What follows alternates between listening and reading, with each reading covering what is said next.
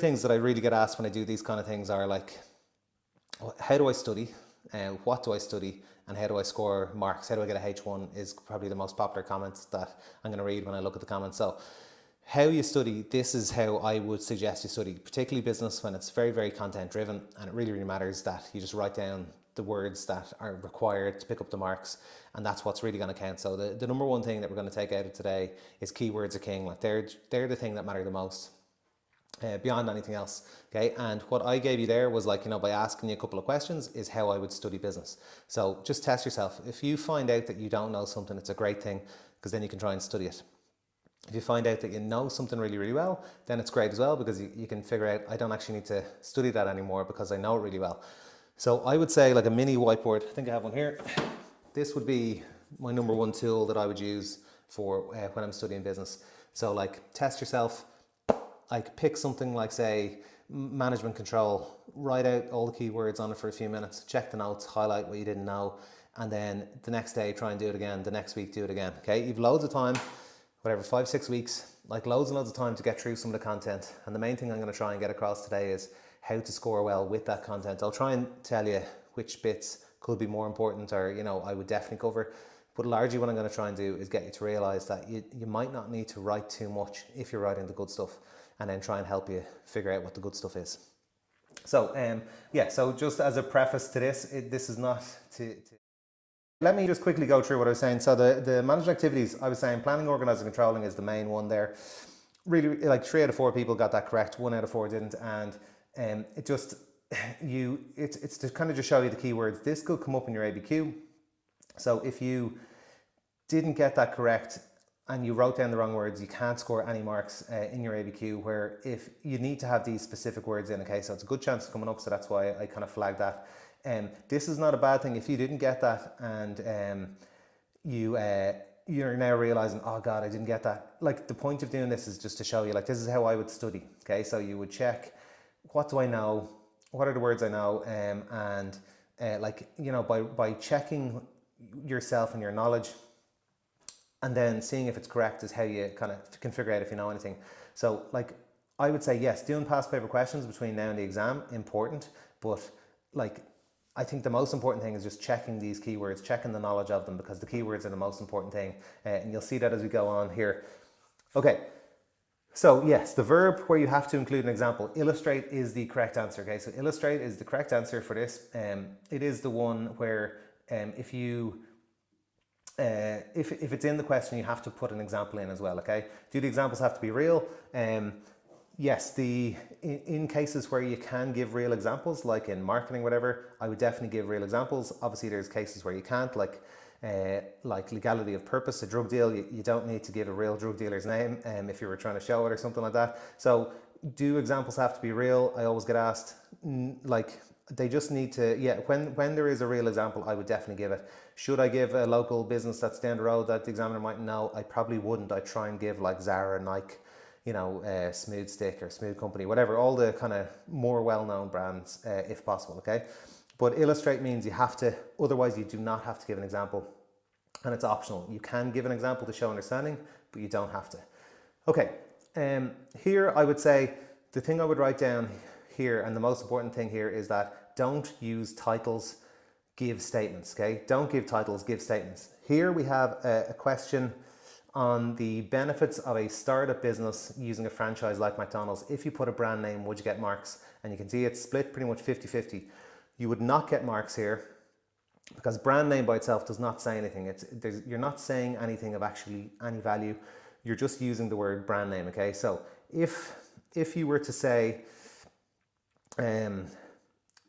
like when you just say brand name, you're not saying anything good or bad about the brand name, okay? So using McDonald's as a startup is good, so it is a benefit, but you have to say like they're using a proven brand name, and that would pick up half your marks there, because that is the benefit. The whole point of paying McDonald's loads of money to be a McDonald's is it's an established brand name, okay? And the benefit there is you're more likely to get increased sales, or you don't have to do as much marketing, okay? So you don't need to write an awful lot of information for that kind of answer, but you do need to, I suppose, try and score marks with your statement at the start. And lots of students fall into the trap of giving titles, like morale, for example. That's a title you'd see the whole time. It doesn't mean anything by itself because it's just a title. You want to turn that into a statement. Increase morale, improve morale, much better, because you're bringing a verb in, you're saying something in it. You know, decrease morale means something, it's a statement. Morale is a title. So ensure you use statements, not titles, okay? That would be important. That would be on the list of top 10 things to do. Statements, not titles, okay? Don't fall into that trap, because you won't score any marks then if you're just given a title. You will score marks if you make a statement. And don't feel your title or statements have to be like 1 or 2 words. They can be 5 words. They can be 2 sentences. Just because it's like a heading, it doesn't mean that it has to be short. You can just write a full sentence, no problem, and then develop it, okay? In business, generally marks is like 2 plus 3, state plus expand. So your statement doesn't have to be limited in terms of the amount of words that you have for it. Okay, so let's have a look through the 4th stage in new product development. I was just saying here for stages, sorry, I'm after talking to myself a few minutes ago when I was doing this. For stages, they have to be in order. If they're not in order, you don't get any marks. Half of the people got it in order, the other half didn't. So just watch that. Learn stages off. Like for Maslow, I use PSSES, PSSES. Okay, that's my way of getting students to learn off Maslow so that when they go in, they know that the stages are PSSES in order. For new product development, I have like, I paint colourful fish painting their fins, and that's IPCF. Okay, so F is the 4th stage, which is feasibility study. So if you can just get a little jingle or a little rhyme for the things that are stages, it'll really benefit you, because if you put the correct information in the wrong order, you'll score no marks. So make sure you don't do that, okay? The other things are like steps in dismissing a worker, product life cycle, which I think could come up this year as well. Okay, most important thing. We're into the good stuff here. Keywords, by far the most important thing, okay? Keywords in your exam are essential, okay? Keywords are king is essentially what we're saying with it. They are the thing that will decide whether or not you get marks on it, okay? The most completely, okay? In that, we also had timing, I suppose, as your second thing, and that is true as well, okay? But if I can try and convince you over the next kind of hour and a half, 2 hours, that when you get the keywords in, you're going to get lots of marks really, really quickly. You shouldn't have to write too much. Padding your answers and adding in waffle won't score you any marks at all. So you just want to make sure that you just give good quality information and you deliver it in as few words kind of as possible. And that way, I'm not telling you to not write much at all. I'm just saying that if you write less, if you reduce what you write and ensure that when you write something, you'll get marks for it, you're going to do way better than if you fill your kind of exam up with kind of waffly pad of like, you know, this is one of the most important management activities for XYZ. All that stuff is nonsense. The examiner is pretty much working off a set kind of marking scheme with keywords in it, and they're just going looking for that, making sure that 2 things: has the student studied business, so do they know the keywords, and do they understand what they're saying, have they contradicted themselves? And if they haven't, then they should be picking up the marks pretty much. Okay, and that is what I would say would be the most important. Okay, ABQ, people put emphasis on it, but it's worth 20%. Like 75-80% of that 20%, so 15% say of the ABQ out of the 20% of it is just keywords, and the rest is finding lines in a story that are relevant to it. So it's not that different to other long questions, okay? I wouldn't be getting overly panicked with it, and I'll go through it at the end and hopefully you'll have a better understanding of it for it, okay? But keywords by far the most, okay? So let's jump into this. You can see here I asked you to grade a question, so it's not shown there, but like the most, like 1 in 3 gave it 10 out of 10. Okay, what's that, 40? So 20% gave it 8 out of 10. So almost everyone gave it really, really high marks. 4 people gave it 0. These 4 people, I would say, are correct. Okay, and we're going to look at why are they correct now. Okay, and I'd say like this will hopefully, I would say, be the most important thing that we do today. And you could nearly, like, if you can understand what I'm saying here, you're much further down the road there if you're given this marks, and hopefully you should be much clearer as to what you need to write and how little you need to write for it. Okay, so if we have a look, I don't have the question there. It was how does quality control achieve efficiencies for M6 motors? Okay, so one of the big things that we want to pretty much get here is that if a business is in the question, then the business should be in your answer. Okay, so in this case, the question that you read, there was M6 Motors, okay? And M6 Motors was mentioned in the question, so therefore you should put M6 Motors in your answer. That's what the reference should be. So when you get those stimulus pieces at the top of your Leaving Cert questions, and they kind of give you like a few lines on something, and then it depends whether or not they mention it in the question. If it's mentioned in the question, then you need to refer to it in the answer, okay? So generally, we would say we'd lay out our answers: state, explain, relate, and that relate bit would be to the business, or for an example, or an expansion, or an evaluation, depending on the verb, okay? So for this one, they mentioned M6 Motors. So in that case, when we look down at our marking scheme, I suppose let's break down the marking scheme for you here.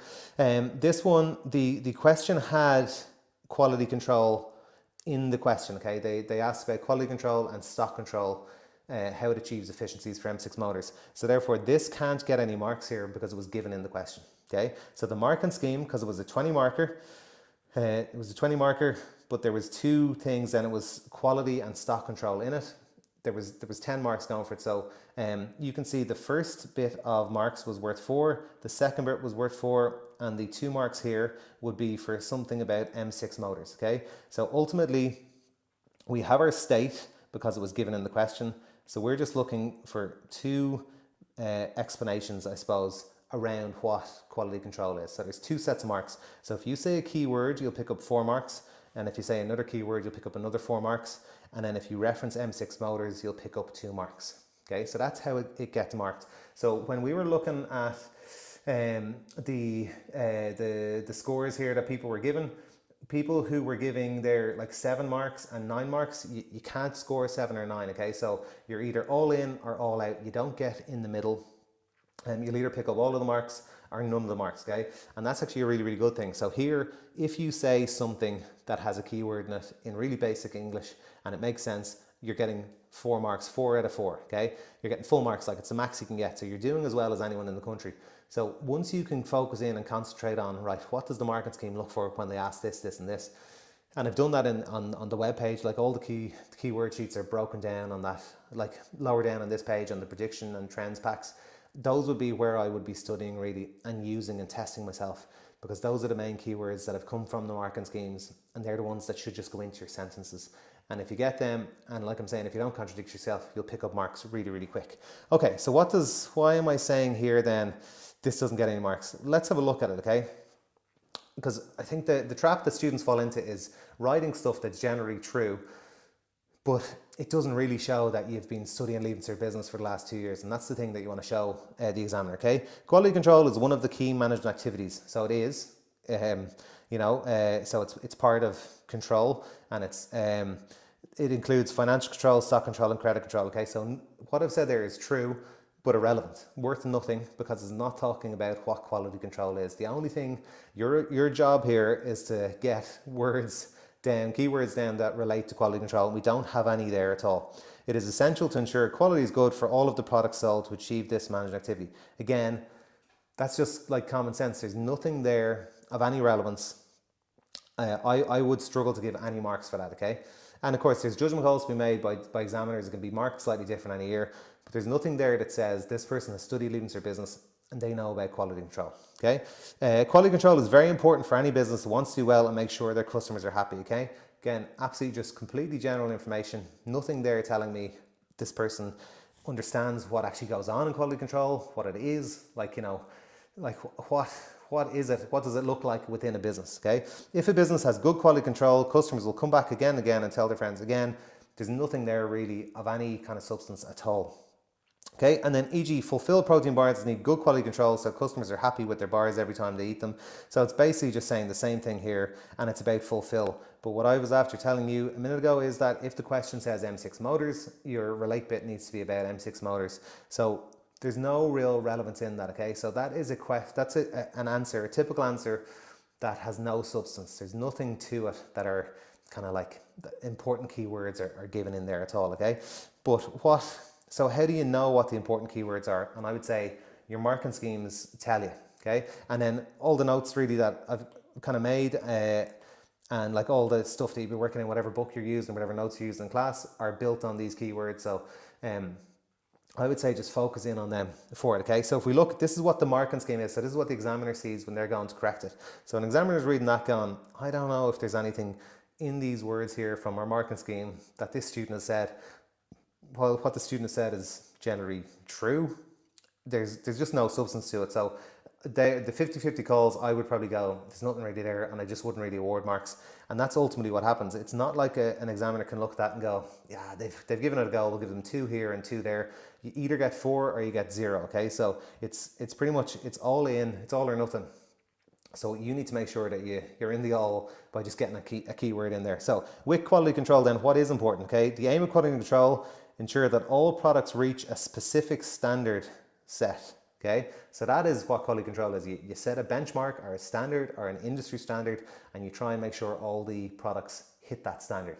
That would be worth 4 marks saying that, okay? What else? It can involve appointing a quality controller, okay? So someone who's in charge of actually maintaining high standards and checking that products are hitting those standards. That by itself will be worth 4.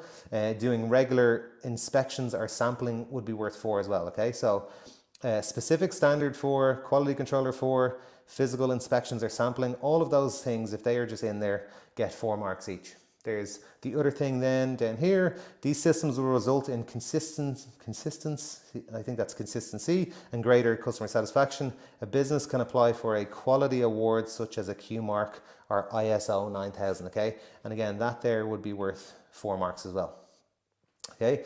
But these systems would be important to talk about, like a consumer's being happy or consistency or whatever. So this is relevant to quality control, like fewer defects. Yeah, a more consistent product for the customer, so they're happy because the standards don't fall below the set standard. So getting the kind of keywords in, and you only need 2 of them. But the ones I've highlighted there, if I'm correcting your exam this summer and the question comes up, all I'm looking for is saying physical inspections or sampling, quality mark like an ISO 9000. And stuff like that, okay? So this came up and this was actually an actual answer for it. So this was my script. So I went back and sat the Leaving Cert as a student, and I wrote this, and you can just see how quickly the marks came up. Quality control can be improved by achieving recognised quality marks or awards. You can see there's 4 marks there just coming straight away for saying quality marks or awards, which is like your ISO 9000, okay? And you can see 4 marks. Sampling can be used to assure quality of goods. Full stop. So really, really short, direct sentences with keywords in them. And here, just for those 2 things, I've got 80% of my marks there because I got 4 out of 4 and 4 out of 4 for it. Okay, so get straight to the point. Don't write any fluff at the start. Get a keyword in each sentence, and you'll start getting loads and loads of marks really, really quickly. Okay, and then we have to relate it to M6 Motors, and the guy's name was Alan. So once you mentioned Alan, then he can use quality circles, will be another kind of keyword you could allow for quality control within staff to improve process and ideas. And it's 10 out of 10 just with that. Okay, so that there, 3.5 lines or 4 lines is worth 10 marks.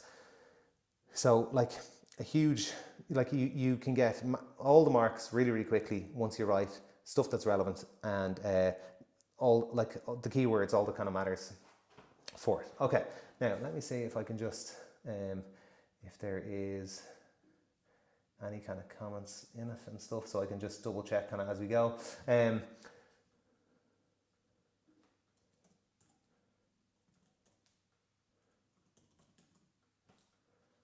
Okay, I'll just load that up then for it. Okay, so I would say like that's the most important thing that we're going to kind of cover today, because that puts context in everything, I would hope, for you. If you just kind of write and write and write and you don't think about what you're writing, you probably won't score too many marks at all. If you can focus in on kind of set amount of keywords for each topic and learn them off, and then when they come up, make sure that they go into sentences and just direct short sentences. If you think of an examiner, what they would love to see when they're correcting like Leaving Cert is just to the point information, because it'll just make it really, really easy to give marks. Like I was saying there, you get like all the marks straight away, so they don't even have to decide, you know, how many should I give. It's just like, okay, this person's mentioned quality marks, 4 marks. That's a keyword straight to the market scheme. They get the marks for it. Okay, so keywords completely king. And let's kind of pump on then and get on with the rest of it. Okay, so what I've just given in this handout, I suppose, is like a list of kind of just people ask for a study plan or something to focus on or what are the main things. You can see there I've kind of abbreviated them in for it, like in each chapter. I would say like SOGSA there. I'd say like Consumer Rights Act. Actually, I think I have it in. That has probably taken over the Sale and Goods Supplies Service Act. Technically, they're both still in law, so technically both I think could be examined. But if you've bought anything since end of 2022, it's under the Consumer Rights Act. So there's just only a few small differences between it, which we can go through. So I wouldn't feel that you need to forget everything about SOGSA because a lot of it is pretty much the same thing. It's just a modern version of it. But it's technically still in law. If you bought something before 2022 when the Consumer Rights Act came in, you could still be covered for that. But I suppose if you were an examiner setting a paper this year, maybe it might be more relevant to ask about the Consumer Rights Act, because if you've bought anything in the last 4 years, that's the thing that's the protection for the consumer there for it. Okay, but this is kind of just more of a hot list of things. If you didn't have a clue where to start, just go through these and hopefully then I'd say you'd be in a good place by the end of it. Then in terms of people would ask then, what can I leave out? Or, do I have to do Unit 6, Unit 7, etc.? I would say if you're definitely going for H1 and like you definitely need it, you're going for like 625 or some mad score, fair blades, then you need to have at least one of them, and you need to or else know all of the shorts for all of them. I think we've seen the pattern that because since COVID there's an extra question and it's Unit 1, it just increases the ability for people to chop 6 and 7, and I'd say that's probably not a good thing. Then if I was setting the exam, I would probably make sure then I put a lot of 6 and 7 on it to try and stop people from doing that. So I think last year we saw 7 out of the 12 shorts I think were on Unit 6 and 7. So if you were limiting yourself, you have to do 8 of them. So you'd be down 20 or 30 marks and you can only lose 40 marks to get a H1. So I would say definitely know either Unit 6 or 7 and cover lots of the shorts. 7 is the smaller one, so if you've covered it, people probably tend to not like it as much, but it is a lot shorter. So you could cover that and you might get a few questions. When we go through the shorts section here in a minute, I'll just kind of remind you of tips to try and maximize marks otherwise. But yeah, you can see that there's 8 out of 12 in the shorts. I would answer as many as you can, particularly any of the mixy matchy true or false type ones. There's no negative marking at all. So if there was circle the correct term and there's 5 terms, like 5 different options, just circle away.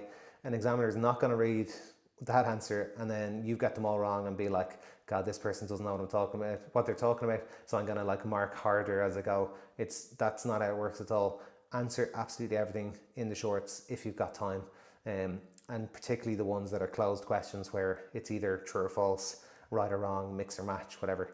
They're just no-brainers, even if you don't have a clue. Okay, for the ABQ then, it's on Units 3, 4 and 5. I'll come to that later on.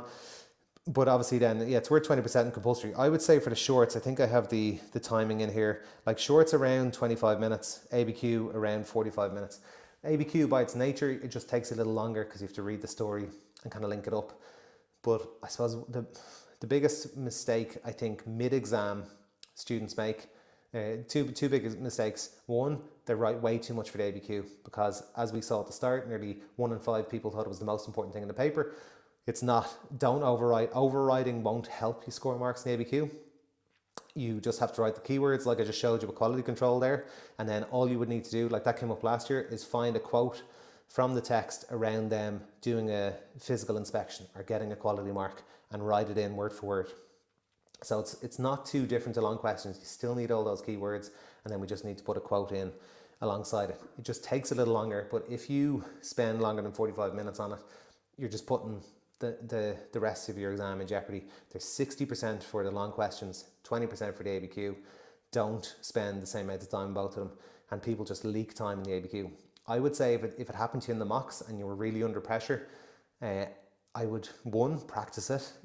So between now and summer, grab an ABQ, put a timer on, try and answer it under pressure, under exam pressure, see how you do.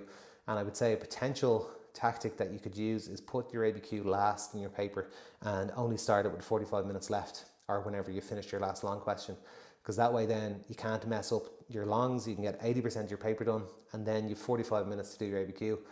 and that should be perfect for it. If you're a little under pressure, then it might actually help you not overwrite, because you need to be more clinical. But clinical is the name of the game for the whole paper. Like, don't write stuff that doesn't count. Only write stuff that gets you marks. Write statements, not titles. Okay. And then longs around 25 to 28 minutes. So if I was doing a long question, 8 to 9 minutes for a 20 marker. Okay. So I would say that would be a great way to practice studying. Pull a random 20 marker from a unit or a chapter, push go on the clock, give yourself 8 minutes, see what you can write. A long question should not go over a A4 page.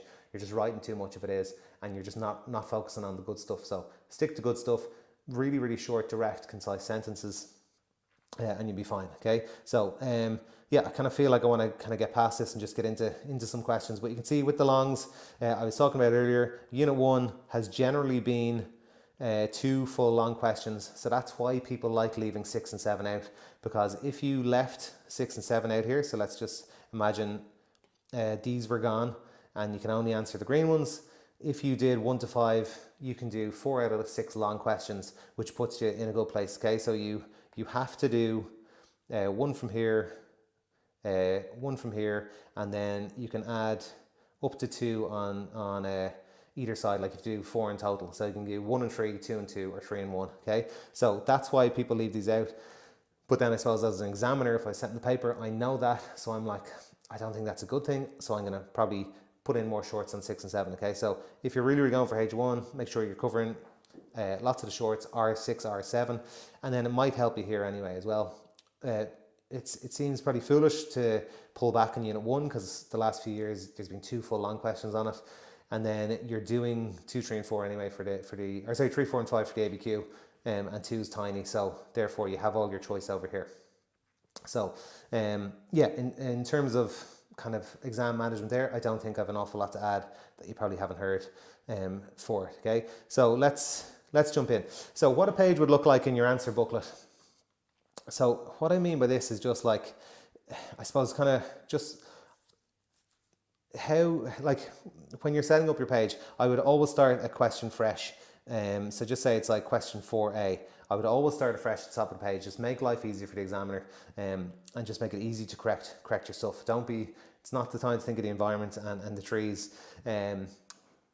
Just start on the top of a fresh page. You don't get any more extra marks for it, but you're just making it easier for the person correcting. Okay, and then we are saying here, get a statement in that is not a title. Okay. Sorry, I haven't been writing too much. That says statement, not a title. It's just bad. So we're saying S is going to be our main setup, and then we want to explain or expand. And essentially what we're saying with our explanation is we are getting keywords in here, okay? And just say that is like a sentence long, okay? And then we want to relate, if we're going to relate something. So this could be an example. Okay, if you're joining late and you missed earlier, an example, you only have to give an example if it says illustrate in the verb or asks for an example. Otherwise, examples are just optional. You can give them, but you wouldn't get full marks for just examples, but you can get additional marks to showing understanding with an example. But you don't need them in all questions, okay?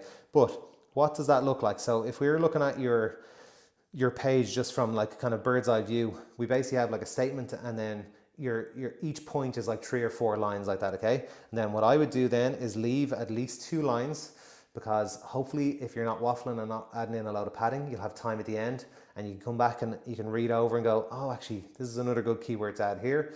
And you're kind of adding in that insurance that if what you had already written wasn't worth something, you can add in like another really short sentence with a keyword if you remember it, and you'll get the marks there, okay? So if you write something in the first 2 lines that doesn't score and your 3rd line does score, you're getting the marks then. Once they don't contradict each other, that's all good. So I would just leave gaps between everything that you're writing in your answers, because it builds that in for later, okay? And then we have our statement and we have our example and our relate bit if it's related, and then we're leaving our gap, and then we're going again. So an A4 page should kind of look like that like it's really, really clear that each individual point is given, and that each individual point is no longer than about kind of 4 lines, like I would say 3 to 4 lines. in 90% of cases is more than enough. If you're writing more than that, you probably didn't need to, and you're going to kind of run into time management issues, which we're trying to avoid, okay?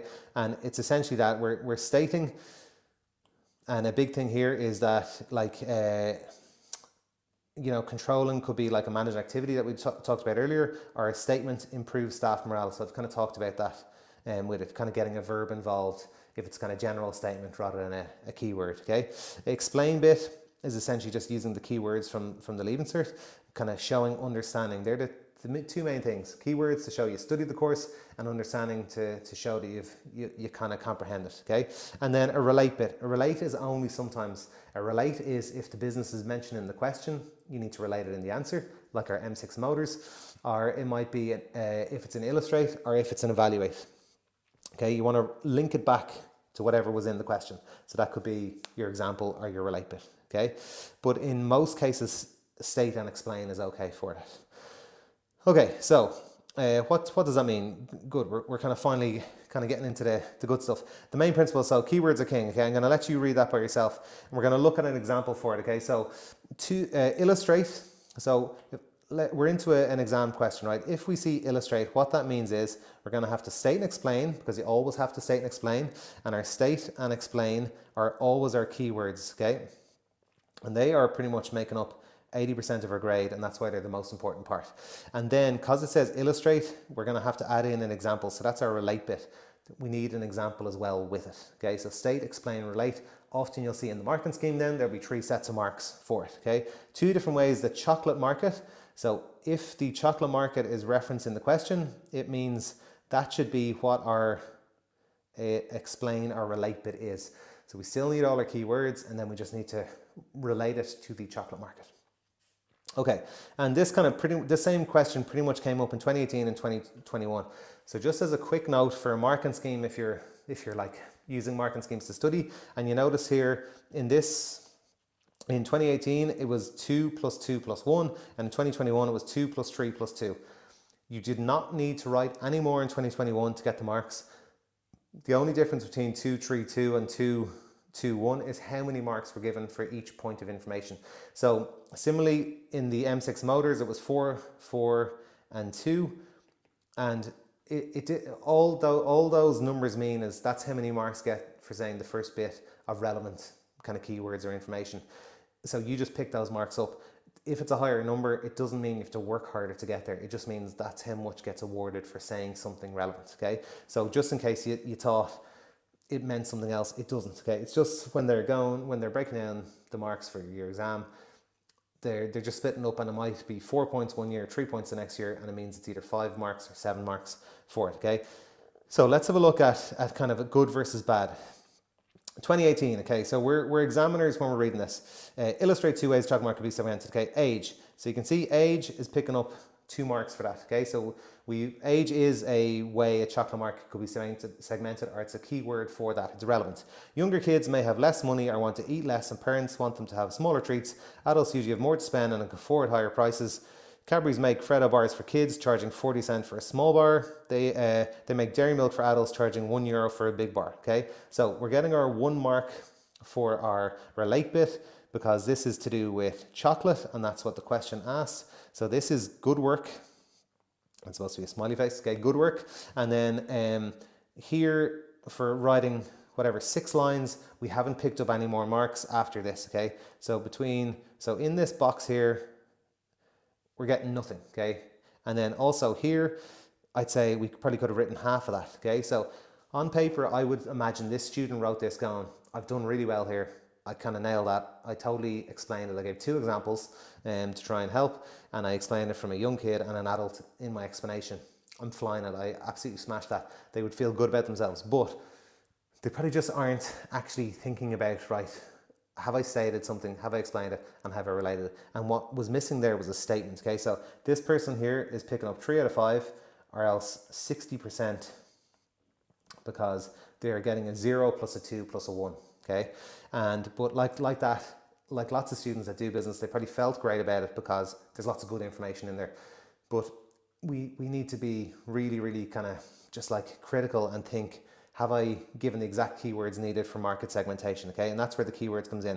In 2021, when this same student resat the Leaving Cert again, okay, what I wrote then this time was, I went in, so just for reference, in 2018, it was the first time I was going to do it, and I kind of fell into that trap of obviously knowing lots of keywords and stuff, and I just wrote and wrote and wrote, and it ran out of time. Didn't bring a calculator in. I started like a mathsy question, got stuck like doing decimals and, you know, carrying ones and all kinds of things, and just tried to write and write and write and just show, look how much I know. Like, you know, that there is a good example of it, nearly half a page for a point. And you can just fall into that, especially when you've got lots of information in your brain, you've been studying really hard. You're like, oh, I have to show this examiner how much I know about it. And you can just lose sight of what is really important, okay? And then when I went back and did it in 2021, I was like, I'm gonna try and get full marks in this exam with using as little ink as I can and answering every single question. And I had loads of time by the end, and I had answered all 8 long questions, all the shorts and the ABQ. And that was because I was like, right, I'm removing as much padding as possible. I'm just getting straight to the point. And this is what it looked like in 2021 then. I wrote demographic, and we're picking up 2 marks there straight away because that's the key word. That's what was missing from up here, which cost us, you know, brought us down to a H4 from a H1, just that one word. That's why keywords are so critical. Splitting a market up based on age and gender picks up 3 marks. And then Freddo's aimed at kids, 2 marks, okay? So this person down here is getting 7 out of 7. And 100%, okay? So I think that there, again, if the M6 motor showed you like just kind of waffly stuff, just won't score anything, there's no attempt marks, I think this hopefully can show you, okay, I just need to be spending the next 5 or 6 weeks going, what's the most important words here from the marking scheme? It's the bolded words in the marking scheme are words from the marking scheme, okay? And like I was saying, it's probably what's in all your textbooks, probably in all your notes, wherever you're getting notes from, you know, whether it's in class or whatever, it's in all my trend packs on the website. Those are the things that we know gives you marks. And if you think that you can just go in and kind of fluff it and just, you know, vibe it and just go with kind of businessy words or like just kind of make up sentences, you really will struggle to score marks because it's not showing the examiner, look, I've studied the course. If you've studied the course, you should be able to say demographic, age, gender. You know, that's what a type of market segmentation is. So, you know, they need to be down there, and if they're not there, you won't be picking up any marks, okay? So keywords are king, okay? So on that, I was telling you PSS ES for Maslow. I think Maslow's a great chance coming up this year. Write down now what you think PSS ES stands for. They are the 5 stages of Maslow, and I just want you there. I'll just grab a quick drink and I'll check the comments. 30 seconds, try and write down Maslow in order, and this is how I would study business. Test yourself, check if you got it right, mark it if you didn't, go again. I'll go quiet for 30 seconds.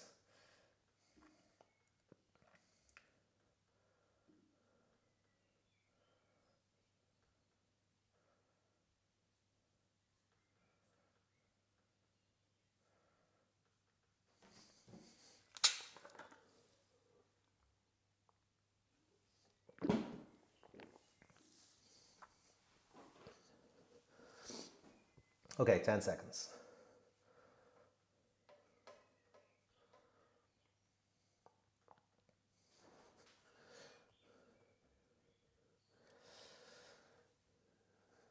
Okay, I think I rattled myself earlier because I had left the mic off. So if I've been talking too fast, I'm gonna try calm it. Okay, so where have we gotten so far in our time so far? Keywords, the most important thing by a mile. Don't write any waffle or any stuff. If a question is mentioned if a business is mentioned in the question, you have to refer to it in your answer. Okay, verbs matter because they'll tell you what to write, like illustrate or evaluate. Okay, where I'm going to try and shift into next is just go through a couple of different kind of chapter to show you some trends. Again, they're kind of on the side, so I won't massively overdo it, and then we'll get into the ABQ for at least a half an hour. So let's have a look at Maslow. I think great chance to come up, so I'd like to just spend a bit of time and again just show you, re-emphasize how little you kind of need to write for it. Read the information supplied. Okay, Hexagon Solutions is a global software design company operating in Dublin. It offers competitive salaries, long-term contracts, team structure exists where employees from all around the world work together, staff ideas are accepted, innovation is rewarded, and it supports employees who take on further studies. Okay, now Maslow could come up in your ABQ because I mean it's a perfect one to write a story about, like, because you can write those stages in. And I would just say it is likely, if it's in the ABQ, it is likely that it will be in order. Okay, I would say it'd be the same for the new stages in product development. Okay, so that means all you have to do, if you know PSSES in order, all you have to do then is find one of them, and the previous sentence will be your link for the previous one, and the next sentence will be linked for the next one. Okay, similar to this, I would imagine they would put stuff like this, kind of largely in order. Now they mightn't, but they largely would. Okay, now what's important here though is in the ABQ you have to give your direct quote. Okay, I use quotation marks just to remind myself. It just has to be word for word from the text. This here is a long question, so you don't have to use quotation marks. You don't have to quote directly from this. You just have to refer back to it if they ask for it. And let's read the question. Outline. So outline is what I would call like a kind of a boring verb. Outline just means state and explain. Okay, outline, state something, expand it. Same as explain, discuss. Is there any other ones that are just really, really straightforward like that? Describe, I would probably add in like some kind of additional, like an example type thing for describe. It's a rare verb for that. But outline, basically state and explain. So it's just keywords so far, just from that. The different stages, if we have stages, just remember, I don't know, you could put a ladder in and it's that they have to go in order up that ladder, okay? So stages need to go in order. And then in Maslow's hierarchy of needs and illustrate. So now we have our relate bit here. So that's going to be our example because it says illustrate how Hexagon Solutions, so we're going to have to link it to Hexagon Solutions, applies this. So we need to pull some stuff from up here for it. Okay, so it's a 20 marker. You can see here it is 1 for stating, 2 for explaining, and then 1 for relating. And this relate bit is to do with Hexagon because Hexagon was mentioned in the question. Okay, so what does that mean in general? It means that 75% of our marks are going for keywords and 25% are going for our example. So that kind of holds up the whole time, 75-80% keywords for the whole paper. Okay, now here is another example of just how little you actually need to write once you're writing the good stuff. Okay, so Maslow, perfect example of students I find tend to kind of love it, so therefore they try and write loads. You don't need to write much, okay? Physiological, 1 mark, okay? Because that is the first stage. So it's correct, it's in order, and that's what it is. What is it? Need for food, shelter. Like, not even trying to make it into more of a sentence than that.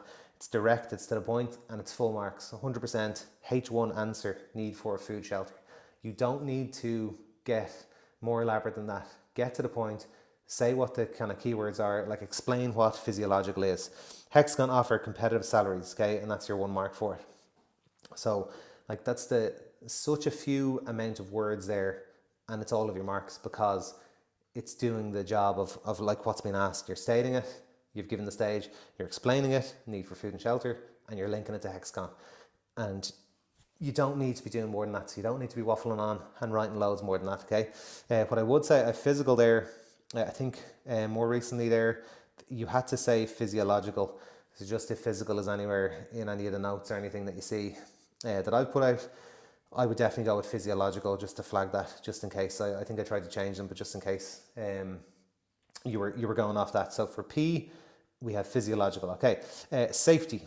Okay, so that's our S. Need to feel secure or not in danger. And you can see here 1 mark, 2 mark. Like not writing much. save your ink. Okay, and again, like what I really like as an examiner and for my students is, see the way here I've literally done it where it's like state, explain, relate. Okay, so this is our state, explain, relate, and I've laid it out how an examiner has to mark it, just to make it really easy to mark it. Okay, so you can see here, like when I finished my explain bit, I just started on a new line down here. When I finished my explain bit, starting a new line down there. So I think that's just really, like that's just good to do. It'll make it really easy to correct, and it'll make it really easy for you to realize, okay, have I said enough there, or do I need to give more? Okay, and then linked it to Hexagon. So long-term contracts brings in your kind of security. Okay, social needs, 1 mark. Need for affection, belonging, love with other humans. I think I lost it there a little bit. Okay, but affection or belonging, social needs 2, and that's where your teams come in, 1. Okay, and then esteem, picking up 1, need for recognition or praise 2, and then accepting the ideas. So like you really don't, like, just stick to that structure. You won't go wrong, and just use less ink. Don't put in any waffle or padding. Get straight to the point. Okay. So like, 4 words there, full marks. What's that? Pretty much 4 words there, full marks. 4 words there, full marks. 4 words there, full marks. Don't need to write much. Once it's the good stuff, you're good for it. Okay. So that was a 20 out of 20, 100%. And if we are saying we have about 8 minutes to do that, like, there's no danger you'd be getting that done in 8 minutes at all, because you're just not wasting time, and you just fly through the exam, because there's just no need to add in stuff on top of that at all. Okay, so different verbs, yeah, so we've kind of touched on them. So illustrate we've done, it means you give an example, but it's after the keyword. So the most important thing is keywords are still king here. I'm going to try and draw a really bad crown here. Yeah, we'll give it. Okay, so keywords are king completely. So you still have to give, illustrate just means give an example after you've given the keywords. If a question has impact, advantages and benefits, I would say, I would always just get students to just draw an arrow in. Anytime that, when you're reading a question, I would just draw an arrow in if it says benefits, advantages, impacts, implications. And what that arrow means is that there's a verb in there. You're saying something like higher or lower. Okay, so higher, lower, more or less, increase, decrease.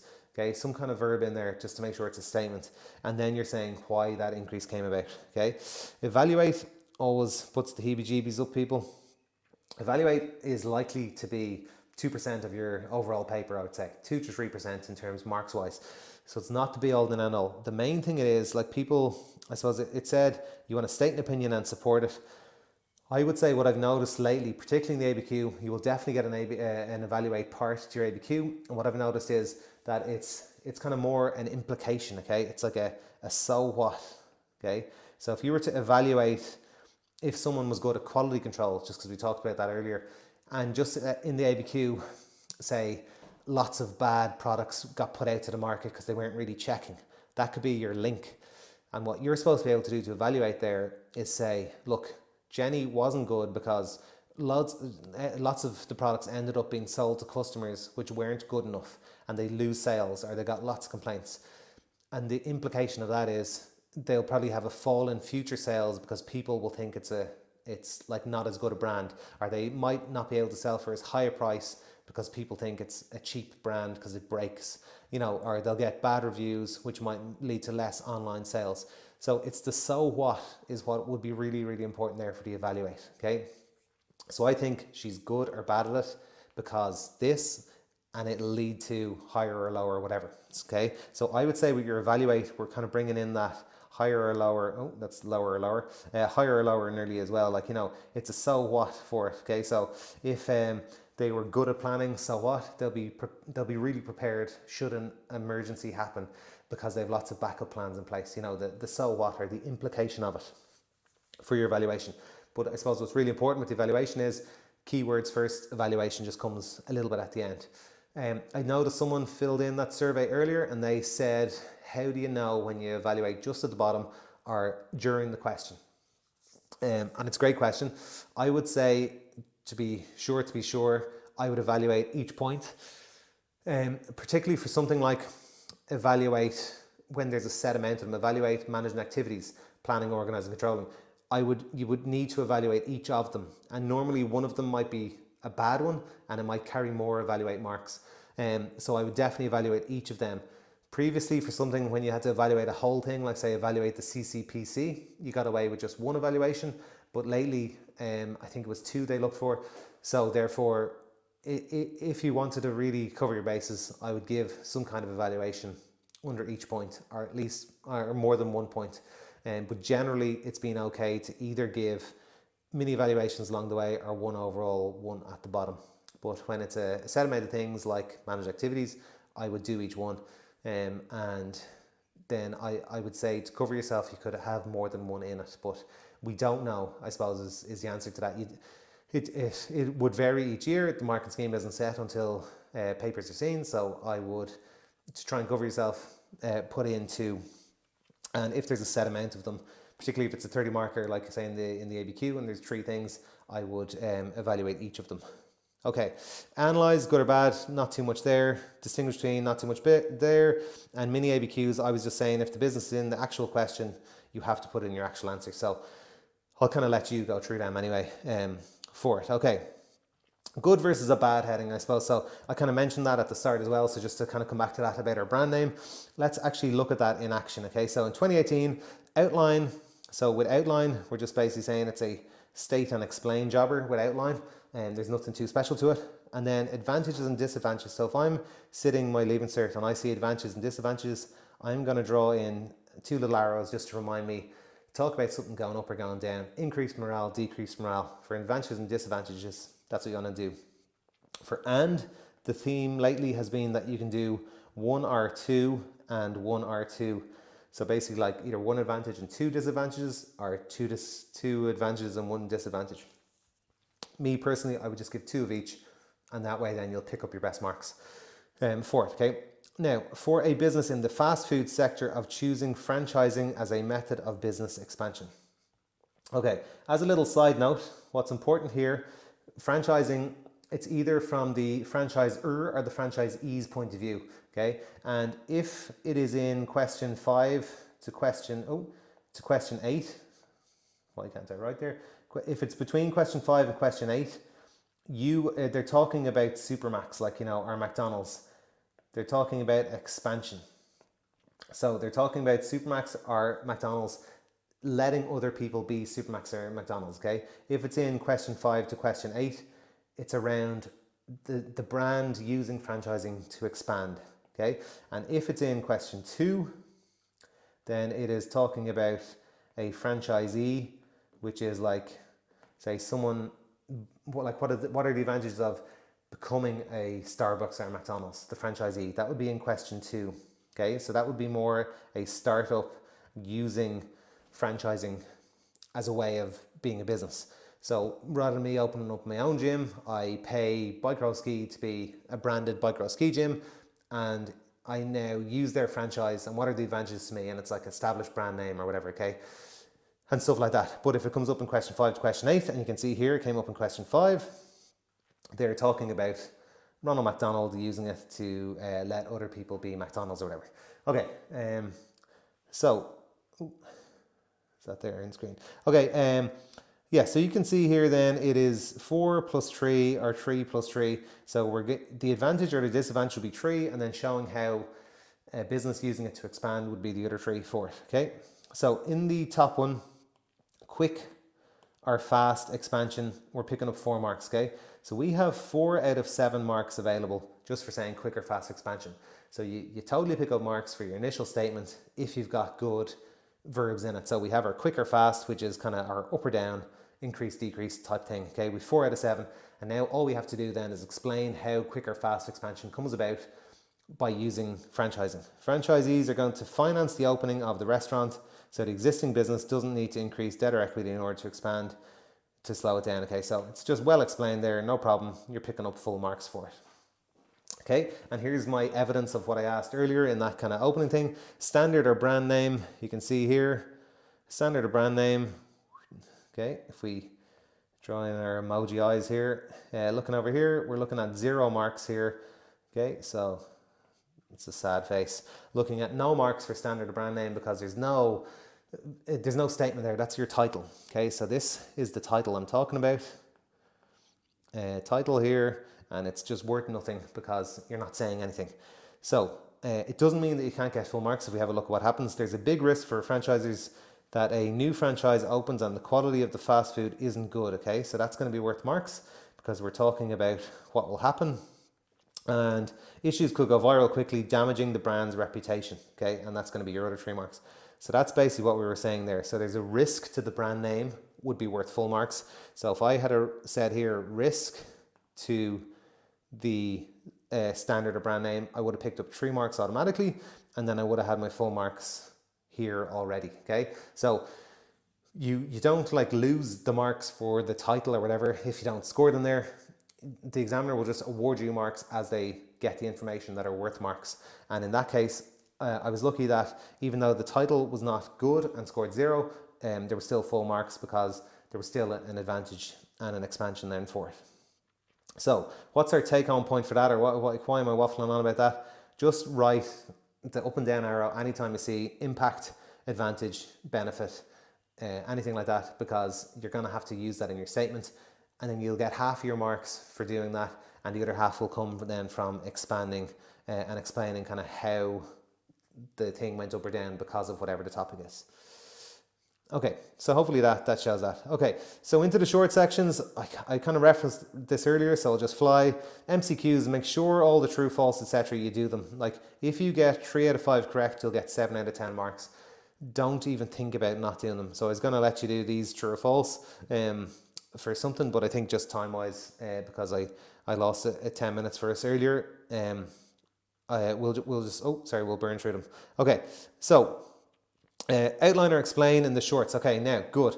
This will be one of our 10 things. So I suppose the things on our top 10 list, if you're keeping it with a pen and paper, number 1 by itself up on the top in big writing, keywords are king.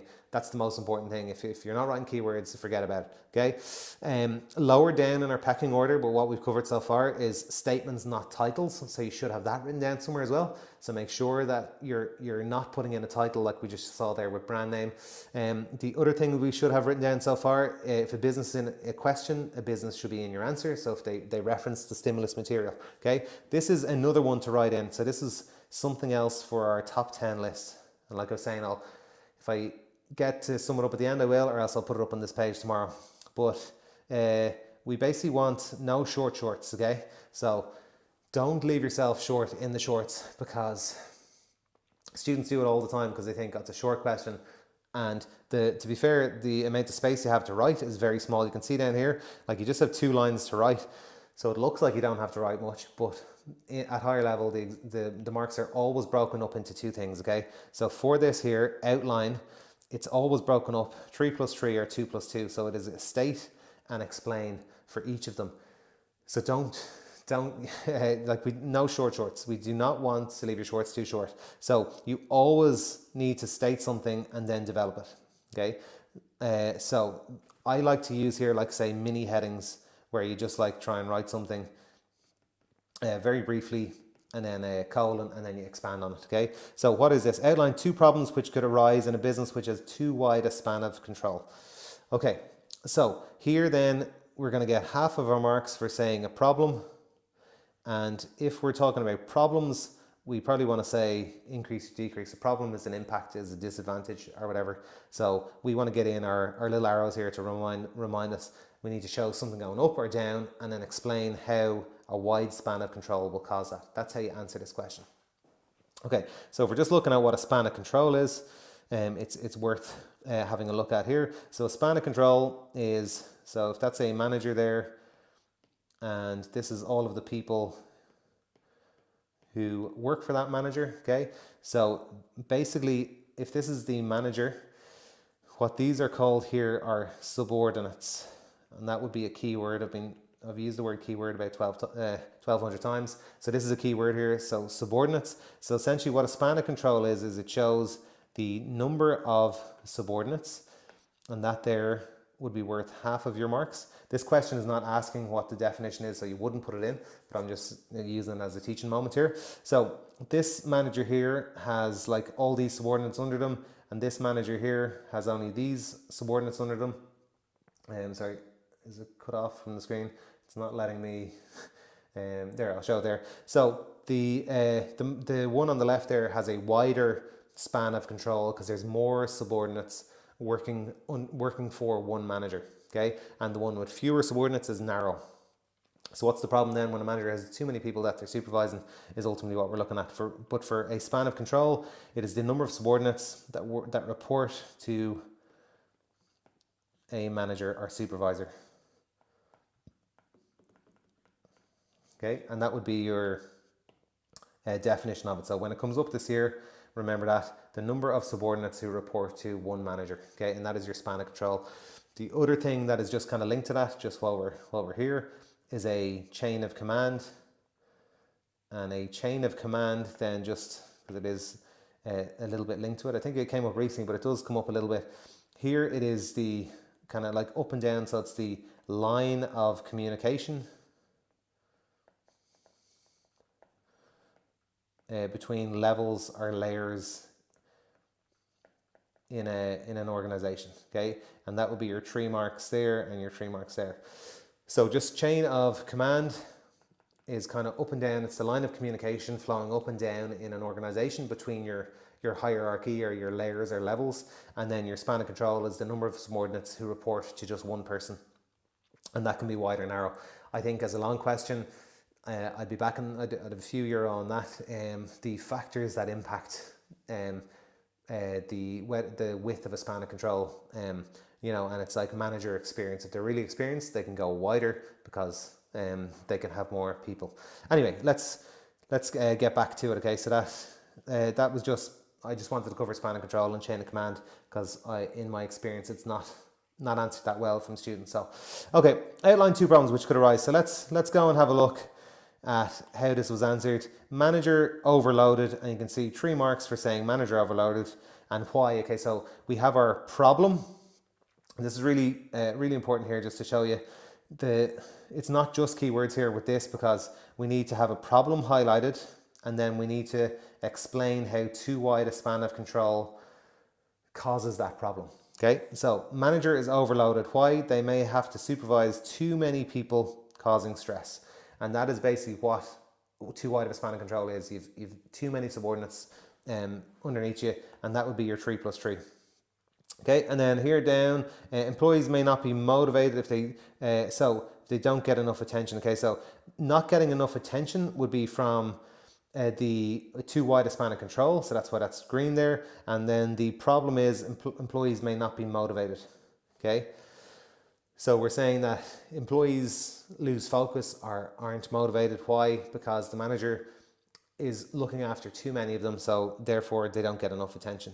So the problem, how a wide span of control causes that problem. That's how you would do it. And there's another example there just showing it. So that's what I mean by those kind of mini headings. Unclear chain of command. Unclear then is the good heading. Okay, so I'll show you that there. This is why I put it in. This is good because unclear here is doing a lot of work. And that's what I'm telling you. Definitely put in stuff like that. Increased, you know, unclear, less clear, more clear, whatever it is, versus this here, which is our bad one. Team-based, that is a title, so it doesn't really do any work, so it doesn't get any marks. And essentially, one worth everything, one worth nothing. So make sure when you're writing stuff, yours is the one worth something. It's like it's an implication here, so we need to have something gone up or down, and that's what this unclear bit does as well. Now you can see you can still get full marks for it here because the implication is there's conflict, and then why going to a matrix structure happens. It happens because there's slower decisions, whatever. So you can still get the full marks, but if you're writing a statement or initial statement, you want to make sure you're picking up marks for it. Okay, what I've put in here, and like I was saying, I feel like I could probably do 20 hours of this, but what I put in here, and I'll let you go through it, is essentially what has come up each year and what are the main kind of groups of each chapter. And then I've picked out kind of must-knows. And I suppose with those must-knows, I think I have it here. I know because lots of you are using because you're obviously on my site looking at this. This page here, there's trend packs over here, and in these trend packs, I have all this stuff here, the recent trends and likely topics, and then I have these keywords. So, you know, if you were to learn off these keywords, you'd be in a very, very good place. Like, you know, if termination of a legal contract comes up and you were able to write these things here, you will score full marks for them, because that's ultimately, those are the kind of keywords we're looking at. So you can see there isn't an awful lot written there. And I would probably just be going and printing these and doing blank versions, or using a whiteboard and just test, retest the whole time. You know, I've put in blank versions of them here to print and just write out, and then your past paper questions and stuff. So all of this stuff is on the site anyway.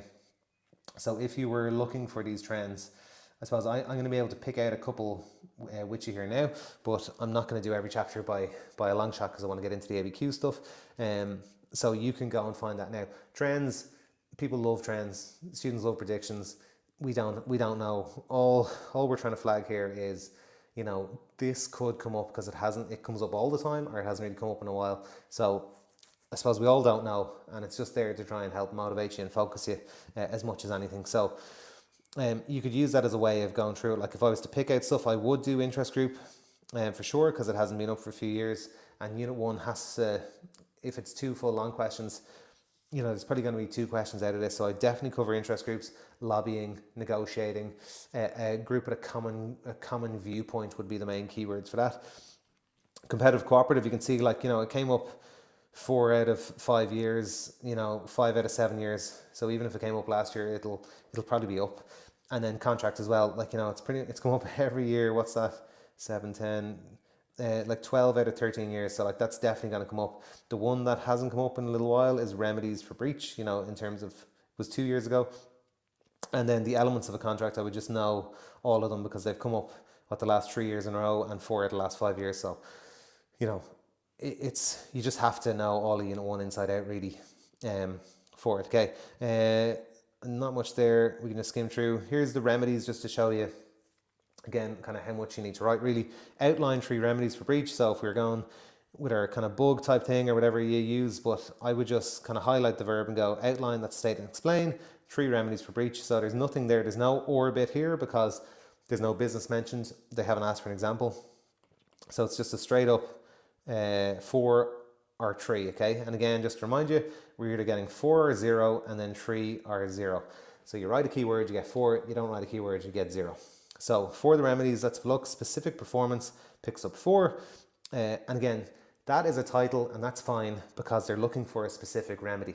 When I'm talking about statements, not titles, I'm talking about largely like the impact ones, you know, the implications and stuff. Okay, a court orders both parties in contract to fulfill what is initially agreed. So that's just a straightforward thing. A court orders them basically to fulfill what was agreed.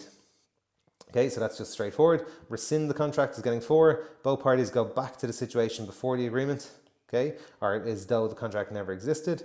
Good, straightforward, good information. Compensation 3. A judge can order one party that broke a condition to pay compensation to the injured party. Okay, and you can see there like just a little over half a page and 20 out of 20. No nonsense. Nothing there that doesn't really need to be there. Stick to the point. Score it, you know, like pick up your full marks in 5-6 minutes and then move on to the next question. Don't write, you don't need loads of examples. You only need to put in examples when they ask for examples. Like examples can help, great, add them if you have them, but not if you're under time pressure and you don't have the time to do it. Okay, just stick to the main stuff. Start the question fresh on the top of the page. I would skip more lines than I did there, but you know, just kind of, you know, stick to the point and just kind of get on with it. Okay. And question 2, just what I was saying there earlier, I suppose, is Consumer Rights Act, I would say would be relevant. The right to cancel came up in 2023, and that is relevant to the Consumer Rights Act. So right to cancel is when something is bought at a distance. So it's basically like not in person. So if you buy something online, ultimately there is something called a cooling off period, which is 14 days long, and you can return it even if there's no fault. So you basically get you've entitled to a full refund even if there is no fault. Okay, so ultimately what that means is if I decide it's Bank Holiday Sunday, better things to do than this leave insert thing, I'm going out tonight. Well, actually, you wouldn't be able to because you wouldn't be able to go shopping for it. So just say I'm going out next weekend. I'm going on my 6-year holiday. I'm going to buy some clothes for it. And then you go into a shop, you try on a pair of jeans and you think, great, they look pretty good. Or you don't even try them on. You bring them home. You realise they're awful. You have no legal right to bring them back to the shop the next day. None. Now, in likelihood, you buy them in Zara. Zara are going to go, no problem, just return them, or, you know, so stores might have, I think Zara have a 30-day return thing where they give you a refund. That is just like nothing to do with law. That's just like a bonus of shopping in Zara that Zara offer. If you bought them over the internet and they get delivered to your house, you try them on and you don't like them, you're fully entitled to a refund for 14 days because that is your cooling off period, or your right to cancel. So when you bought them not in person, you have 14 days. That's what that means. Anyway, I kind of slipped off there, but I would say You know, it hasn't come up for 2 years. Nothing came up in this chapter last year. So it means like this is a definite chapter to spend a good bit of time. I would say the Consumer Protection Act, and I would cover that 2012 question on it. I would look at the Consumer Rights Act. They could potentially talk about digital content and digital services like your Netflixes type things. And it's literally, I would say they would look for very little with it, but you're covered that whatever it should be as described. So if you go and buy a streaming platform that says there's 5,000 shows on it, when you pay for it and you get it, if there's not 5,000 shows, you have legal rights for a refund, you know. It should be the latest software. So if you buy something and it's advertised as the latest software and then you get it and it's not, then you've entitled to a refund. So it's kind of the same thing that SOGSA was covering, but it just applies to digital services and content as well now. So that's how it's the modern kind of version of it. Okay, but then provision for services like due care diligence, all that good kind of good stuff. I would look at that. I could see that potentially coming up, you know, like a question where they're breaking it up into what are provision for the goods, the services, the right to cancel, and digital content and digital services, and you just need to have 2 to 3 lines for each of them for it. But I would cover all of this, so I'm not really giving you too much because you have to cover all of Unit 1 in full anyway. So we're kind of wasting time here. This is the Consumer Rights Act 2022. This is the kind of summary of it, just if you hadn't covered it, because I know some might not have, and I suppose we don't know. SOGSA is still in law. They could ask it, but I would like tell my students to just especially if you're going for the H1, to cover it. Now, if it did come up, at least you've got options. There's another Unit 1 question. And if you didn't know it, but there isn't too different with it for you. So I'll let you kind of go through that. The main additional things is there's a price reduction, which is a partial reduction in price, which is an additional thing that wasn't there before. I was saying about the provision for digital services and content. Essentially, they need to do what they're supposed to do. So like if you buy, I don't know, a Leaving Cert Maths video thing, and then you get them and it's actually not Leaving Cert Maths, just different maths, and you would be entitled to a refund because it's not fit for purpose if the purpose of it is to revise Leaving Cert Maths. Satisfactory quality, or as described, so like, you know, there's 1,000 lessons on it and there's only 100 or whatever, you know, because you paid for it without seeing it. So that covers you for that stuff. You have your cooling off period, which I would definitely know because they've asked that before, and it's when it's a distance contract. You don't need a reason. You can get a full refund. And then the services is the same.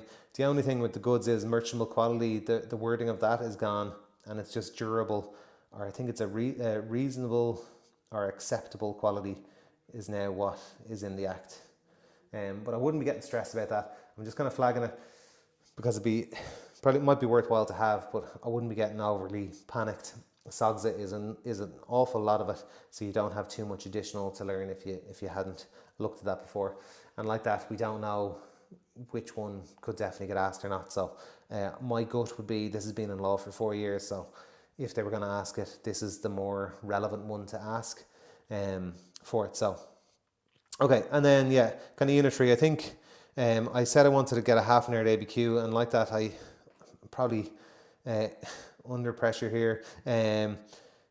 Where are we with this? Okay, let's just get you on one thing that I think could come up just while we're here. Okay, read the information supplied and answer the question. Nurses belonging to the INMO are to begin industrial action on the 30th of January.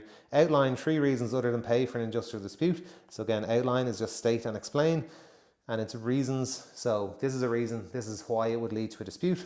And then part 2, discuss the procedures. So procedures is like stages, so that would be worthy of flagging. It means technically they should be in order if they're supposed to be, and then which must be followed before an official strike can take place. Okay, so have a go now for 30 seconds. There are 3 things that you need to write if this comes up in your Leaving Cert, and then hopefully we can give you those 3 things. So what has to go in place? So just say a group of workers wants to go on strike. What are the 3 things that need to happen before they can? Okay, 30 seconds, go.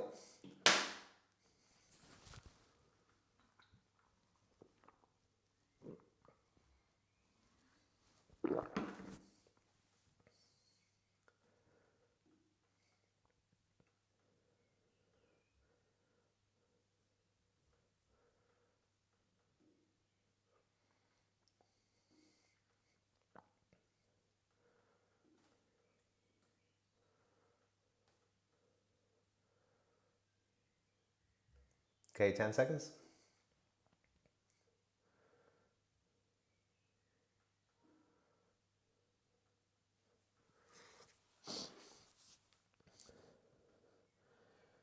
Okay, do I have it here? Yeah, okay, brilliant.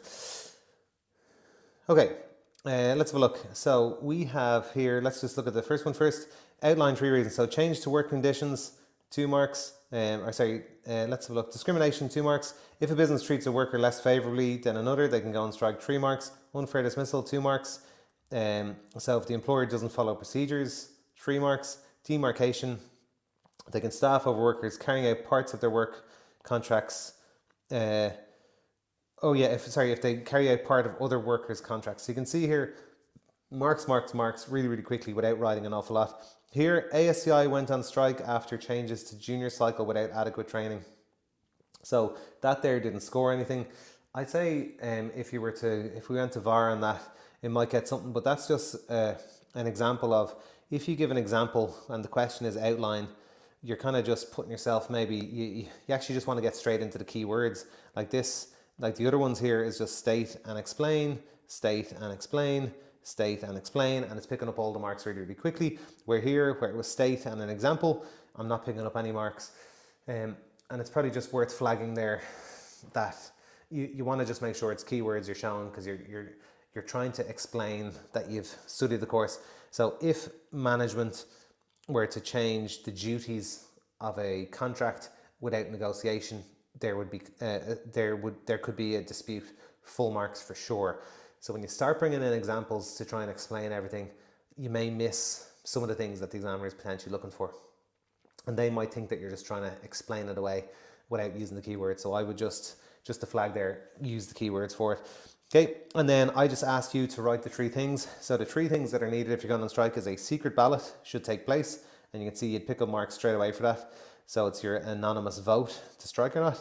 There must be 7 days notice, would pick up 3 marks. And then I didn't have it there in this question. It's that IC2 would need to sanction the action. Okay, and sanction basically means like give the thumbs up for it. And IC2 is the Irish Congress of Trade Unions. So they are like the trade union of the trade unions, and they would basically look at it and assess it and go, yes, that's a legal strike. You've got to go ahead to do this and you're legally covered. And then you would need that in place before going on strike. So that would be the additional 3 marks for it. Okay, so lock those in as well. Definitely come back and revise them if you didn't get them fully, because there was a 10 marker in total, so could easily be a short, or I'd expect it then as a part of a long question, kind of similar to that. And a lot of people got 7 rather than 10, so it's nearly a full percent. So 4 marks is a percent, so you know that's 2.5% to know those things. So if you didn't get them, lock them in. And again, if you didn't get them, you did well by checking, is it in my brain or not? And if it's not there, it's not like you should be sitting there going, oh my god, it's not there, I don't know. You should be going, okay, brilliant, I now know I need to learn that. And you should be checking yourself, set a reminder for 2 days time, for a week's time, to go and check, did I actually remember that? What are the 3 things? You know, that's how I would spend the next 5-6 weeks anyway, if I was you. Okay, for chapter 4, I would say definitely go in with entrepreneurship in the bag. The thing with entrepreneurship, there are like your benefits of it, and with benefits, we just want to make sure we are going something up or something down, reduced, improved, increased. Okay, so for benefits of entrepreneurship, make sure we're showing something going up or down and then explaining why. And then methods to promote it, I would say, 3 of these and 3 of these should cover you. The main thing for entrepreneurship is like your employees within a business being creative or innovative. That's just worth flagging. And then I kind of have given some examples of that. So like, again, just to show you how little we need to write, outline 3 methods to encourage entrepreneurship. And you can see here, offer staff incentives, 2 marks. They could give bonuses for coming up with the best ideas. Like, just to the point, nothing special to it at all. Okay. For the definition, employees within a business gets 2 marks. And then coming up with new ideas or processes or methods. So basically, employees within a business coming up with something new, whether it's a product or a process or whatever. Okay. And you can kind of go through that and read yourself, I suppose, for that. Okay, for Chapter 5 and 6, again, it's an ABQ one, so you definitely have to know it. With delegation, let's have a quick go. There's 2 words beginning with A that you need in your definition for delegation. Try and write them now. 20 seconds. Go. Delegation, 2 words beginning with A. Okay, so delegation, you have a manager, they get a task, and they give it to a subordinate. What are the 2 words beginning with A that get transferred? Okay, 10 seconds.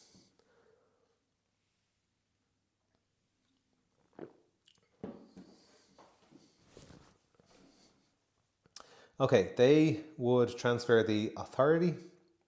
So they're saying, hey, you're in charge of it. Okay, you have the power. That's what authority is. And then they would also pass on the accountability. Okay, so you have the power to make the decision and decide to get this job done, how you get it done, and you're to blame if you don't get it done. So authority and accountability, the main 2 key words there. Okay, manager gives a task to a subordinate, and then linked in then with the benefits for either the employee or the manager. So I would say great chance, and if it does, be like AA. What did he tell me to put down? AA, authority, accountability, and we'll be good for that. Okay, so delegation. I would say with leadership styles, the one I love and I think could come up is factors influencing leadership styles. So I would definitely do 2019 there. Like for that, I think I have it. I do, yeah, I have it here, so I'm gonna show it in a minute. But for factors influencing it, you need to show like like the level of skill of workers, and then explain if they're very high skilled, you don't need to be autocratic. You should be more laissez-faire because you can trust them, or they're going to be able to be like interested in doing well or whatever. If they're very low skilled or they have low job engagement, you should be more autocratic because if they don't want to be there, you need to watch them more, supervise them more. So you need to mention a type of leadership within each of those answers. Okay, I would definitely know that. And then Maslow, see Maslow here, Maslow, and it was McGregor last year, and Maslow didn't come up the year before, so I'd say good chance of Maslow. Outsider for the ABQ, I would definitely know PSS, ES, and as I showed you earlier, you don't need to write much if it does come up.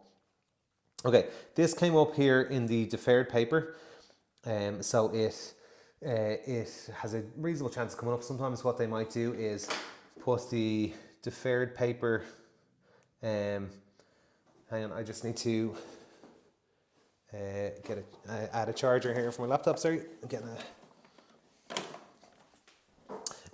yeah, so with the deferred paper, sometimes it's a nice way of them testing, has something been, how it was examined, and then they sometimes then do that and then put it up onto the main paper. And this is an example of that, okay? So here, we have contrast the role of the entrepreneur with that of a manager under 3 headings, okay? And then for that, I'm going to show you like it's kind of like a distinguish between type thing. Okay, Tato was established by Joe Murphy, cross-functional teamwork, success. Okay, Tato here, and then we look at the question, no Tato here, so therefore, see you later, Tato, up here. Like we don't need Tato in our answer if Tato's not in the question. Can you talk about Tato in our answer? Yes. Do you have to talk about it? No, there's no marks going for it, okay? There's only marks going generally if it's in the question. Okay, so we have risk, reward, innovation, responsibility. I would cover that. I would say high chance of that coming up, I think, okay? And then for that, like, what are we saying? Like how would you go about doing that, okay? I would say, like, say reward. How I would answer this is just write a sentence on the entrepreneur and write one on the manager, and then you're kind of covered. So with reward, like let's see, the manager gets a set salary for work and I don't know, potentially a bonus. Okay, and then I would start a new line and say the entrepreneur can earn profits so they're not limited to a fixed reward. Okay, so there we are explaining suppose the difference between a manager and an entrepreneur, which is what we're supposed to be doing. We're supposed to be contrasting the role. Sorry, yeah, is okay there. So like say what the manager does, say what the entrepreneur does, keep them separate and distinct, and then you are splitting them up. So that was a 15 marker. So that would have been 3 by 5, 3 plus 2. So for the manager gets a set salary, we'll give you 3, and the entrepreneur earn profits or is not limited, we'll get you to 2, and you're just going to get full marks for that really, really quick. The line on each of them will contrast it. You know, risk, manager has lower risk, they could just lose their job. Entrepreneur takes on personal financial risk of failure, so could lose all their money or all their investment, full marks. Innovation, manager tries to implement the entrepreneur's ideas. The entrepreneur is the creative innovator, comes up with new ideas. Okay. Responsibility, manager, day to day. Entrepreneur, the strategic direction of the business. Okay, and that would be your marks. There's a marking scheme there for it anyway. You can see with the marks there and stuff. And it's laid out here. Entrepreneur does this, manager does this, entrepreneur does this, manager does that. So I think a nice little outsider chance. Okay, I'm going to cap it at about 5 more minutes for longs, and then we'll get into ABQ. I'll probably go over time, but you can stick with us or do anything else you want either. Okay, so let's have a look here. Describe 2 leadership styles. So one of our top 10 things here, below down our top 10, but I'll be honest, we are looking at duplication. Okay, it's important for the ABQ, and it's important, I suppose, anywhere that there's a distinguish between our contrast type question. Okay, no duplication. Essentially, you can't get marks for saying the same thing twice. Okay, and that what does that look like? In the ABQ, it means that you can't reuse the same link twice in the same answer. So in part A, you can't write the quote from the text in for 2 different kind of bits of keywords. You have to have, you can't get marks twice, essentially. In a long question, let's have a look at this. Describe 2 leadership styles, okay? So we've said autocratic, we're picking up 2 marks. The marking scheme for this was 2 plus 2 plus 1 multiplied by 2, okay? So just for reference when we're correcting, okay? Where the leader is authoritarian, okay? So that's just the same as autocratic, so they're the same thing. They give orders and expect them to be carried out, 2 marks, okay? And then in here, they don't delegate, they don't consult, okay? Here, neither of them pick up any marks. So these are zeros. And the reason they're zeros is when we go and look at democratic, I've said democratic, and I get 2 marks. Consult staff, 2 marks. Delegate work, 1 mark, okay? So essentially what's going on here is consult and delegate and delegate. You can't pick up the same marks twice, even though one does and one doesn't. It's the same thing ultimately. We're talking about delegation or consultation, so therefore you can't pick up the same amount of marks twice. So if I'm getting all the marks down here, I can't get them up here as well. So just watch that. It's like I'm saying, it's low down in the top 10 because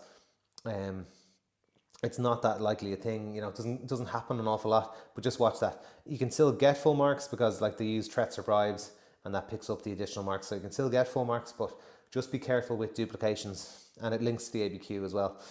This was the one I was saying definitely go and do. It's around the factors that would impact the style of leadership, and essentially for this you need to put in a style of leadership. Okay, so style of leadership needs to be mentioned in each answer in order to pick up the marks. Okay, so commitment of staff, 2 marks. Part-time workers in a local takeaway may not care, so they should be more autocratic, is 2 marks. So that's our style of leadership. And then they may only be interested in getting money. So we're talking about what an autocratic leader does, why it's appropriate, you know, or why that factor impacts it. So commitment level definitely does. So if they're highly committed, a laissez-faire might be more appropriate because they're not interested in money, they're interested in doing well in their job, and that would pick up full marks. Okay, you can see here skill type 2, laissez-faire. So R&D for like a high skill worker picks up the 1, and so on. So I would just definitely maybe go and try and redo that, pick out 3 factors that would influence leadership style. And you know, it could be the situation, whether it's a crisis or not. In a crisis, autocratic is more appropriate. So you're going to pick up 4 out of 5 for that, and you explain why for the extra mark.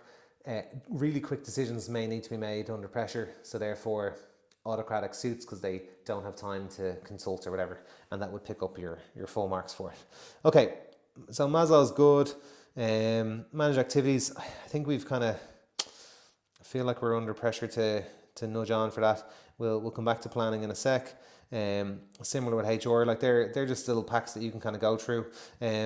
Product lifecycle is probably where I wanted to go next. Yeah, the new product development I think could just be something as an outsider for the ABQ. So I was going to get you to just try and write that in. This is my little kind of saying for it if you don't have a saying. I paint colourful fish painting their fins. And that basically covers you for it. So like it's your idea generation, your product screening, your concept development, your feasibility study, your prototype development, your test marketing, and then your full production and launch. Okay, so half of you starting today didn't know what stage 4 was. So if you can go, I paint colourful fish painting their fins in your head, it's such a crap saying that you might actually remember it, then you're half the way there for lots and lots of marks. And then if we were to just go and look at what are the most important keywords from that, again, if I'm standing here telling you keywords are king, I need to tell you what some of these are. Idea generation, essentially, if we get in there brainstorming, we're going to be pretty much close to getting a H1. Like, so if we're looking at how does a business come up with new ideas, they try and gather all the ideas first. What's one of the ways of doing that? Brainstorming, getting workers to look at that. Okay. Then they have loads and loads of ideas. What do? They screen them. So they vet the ideas and then they discard some, the bad ones. Okay. That's basically the keywords. If I'm correcting, I just want to see vet ideas, basically go through them and get rid of some of them. So discard some, they're the bad ones, I suppose would be the best way of saying that. Okay, concept development, I suppose developing out the USP, what the product actually is. Feasibility studies, is it viable? So the viability of it, and that could be commercially, is the market big enough? Could be financially, do we have enough money for it? Could be productionally, can we actually make it? It could be environmentally, does it break any laws? So, but feasibility is basically, is it possible to do, which is viable. Prototype development, I just want to see the first working sample or working model in, and that would be the thing that will score marks for it. That's what a prototype is, the first working model for it. And then the benefits of that. So it came up a few years ago as well. What are 3 benefits of doing a prototype? And you can look for defects, you can use it for test marketing. The other one's gone off the top of my head. Oh, you can estimate costs. It'll show you how much resources would go into making it or whatever. But a first working model will be the thing there for it. And test market, we basically want to get feedback from a limited launch. Okay, so a limited quantity being tested with your target market to get feedback. Okay, but limited will be important there. If it's just test marketing, you're just a small batch made and you get people to test it and see what they think. Okay, so those, I would cover them off. It came up last year, but it's come up lots of years and potential to be on the ABQ. So I would definitely know it, learn off that little rhyme for it. And just to show you then how easy it is to pick up marks with it, illustrate new product development stage of feasibility, prototype development and test marketing with reference to Fitbit fitness watches. Okay, so let's again just help you break this down. Illustrate means we have to give an example. Fitbit is in our question, so we definitely have to reference Fitbit. So that's going to be half our marks. Because the headings are in the question, there's no state bit. So essentially all we're looking for here is to explain it and give our example. Because there's no state bit because it's in the question. So there's only 2 sets of marks, 3 and 2. So feasibility, they should check, is it possible to actually create, is there a big enough market, etc. 3 marks. Okay, so there's loads and loads of keywords without writing too much. And then give your example, Fitbit could do a survey to see the potential size of the market. Okay, so just kind of referencing it with kind of keywords there. Okay. Okay, and then prototype development, create a working sample of the product. So that's what I was saying there is the thing that you need. And then Fitbit could make a sample and then check for bugs, like I said, GPS, just to try and tie it in. And then test market, letting a segment test it. So like your 100 Fitbits and getting feedback. So showing that it's a limited amount. So half an A4 page, all the marks really, really quickly, because there's no waffle, no padding, straight to the point. Explain each, give your example of each, pick up all the marks for it. Okay, break even, I don't have time. There is a cool handy little break even thing on my website. If you go to the chapter business startup for it, I covered the shorts there, so there was a couple in to do, but I think we're kind of under pressure. I was probably over planning, so we won't. Okay, so let's get into product lifecycle. Again, this is over to you. I would say high up, like if I will give this a 9 out of 10 in probability for this year. So I would say important to do. And one of our little things that will matter for marks, I suppose, especially for those going for the H1, we will show here. So let me help you by kind of setting it up for you, and then I'm going to again just give you kind of 20-30 seconds to try and do it. So there are 5 stages in it. How I would draw it first would be to do something like that. So I've set it up with stage 1, 2, 3, 4 and 5, and I've kind of made it kind of like nice and neat, okay, relatively neat. Okay, so now what I want you to do is finish that there for 20 seconds. Okay, so it's a product life cycle. So 20 seconds, see if you know what the stages are and draw your product life cycle. There is 9 marks going for it.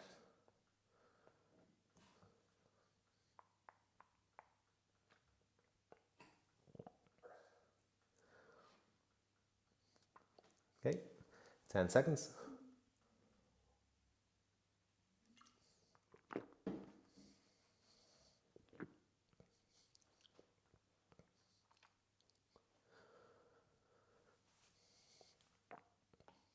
Okay, and hopefully this will be worth something to you. So we have introduction, growth, maturity, saturation, and decline. Introduction, sales start low. Growth, they grow. Maturity, they start leveling off. Saturation, the market kind of becomes full, and then we've decline. Okay, so if you did that and you got I, G, M, S, and D, and you're delighted with yourself, you have 5 out of 9 so far. Okay, so students leave it there. They move on thinking, good job, we smashed that. I knew it was going to come up. You said it was coming up, it did. We move on. You're leaving marks on the table. You have a full % left behind, okay? What's crucial here, anytime you draw anything, put a title in. So your title is literally just product life cycle, is totally fine. That's going to be worth 1 mark.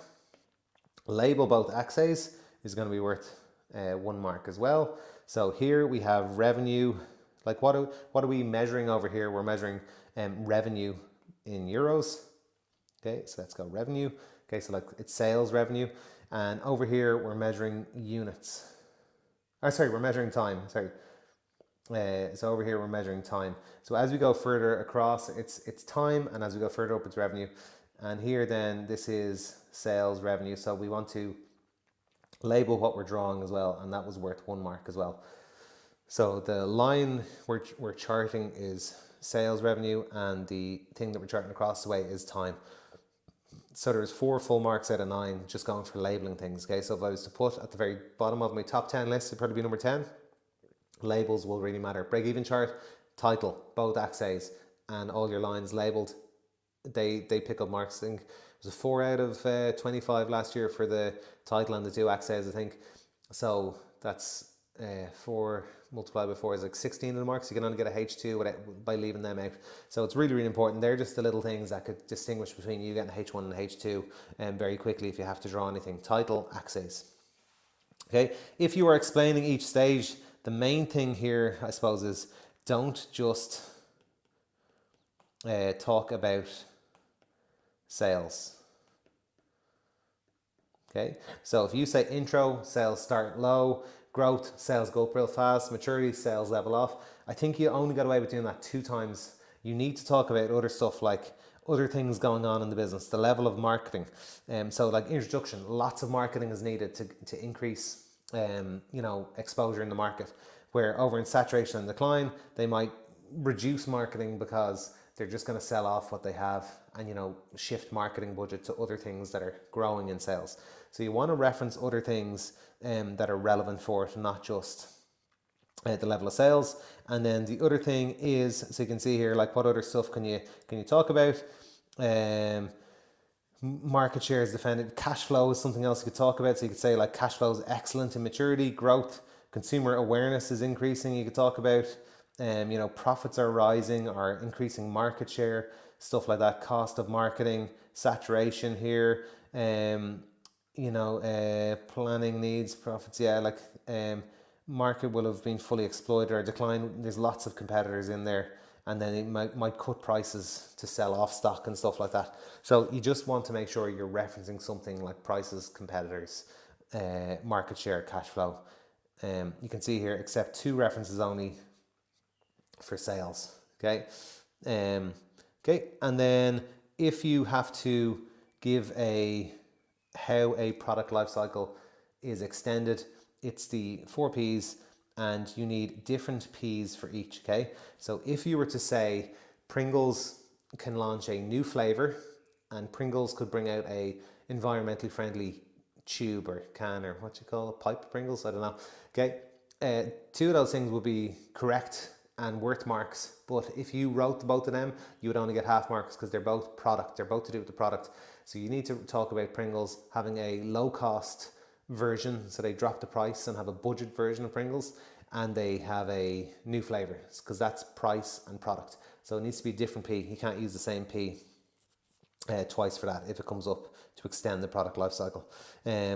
Okay, and then yeah, I think we just need to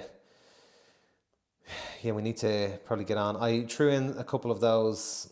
Balance of payments, balance of trade. It seems like that will get asked in a short, just if you weren't doing much of Unit 6, Unit 7. It could be relevant. Let's just do one real quick and then we'll go ABQ. We're just going on. Using the following, okay, explain the term, okay, this is, I suppose, important here. Explain with an example the term invisible exports. Invisible, you need to have the word service, okay, because an invisible is a service and that would pick up half the marks. And then an export is sold to a foreign customer.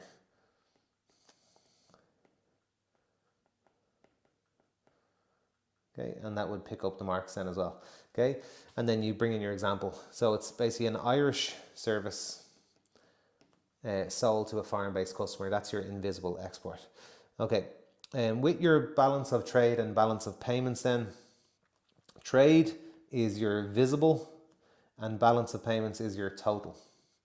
So it would seem highly likely, highly probable that this will come up in some manner. So your total is your visible plus your invisible, and they can kind of mix these up. So it's your visible plus invisible exports minus your visible plus invisible imports would be your balance of payments, and your balance of trade is just your visible exports minus your visible imports. So you need to get both of those 2 things down.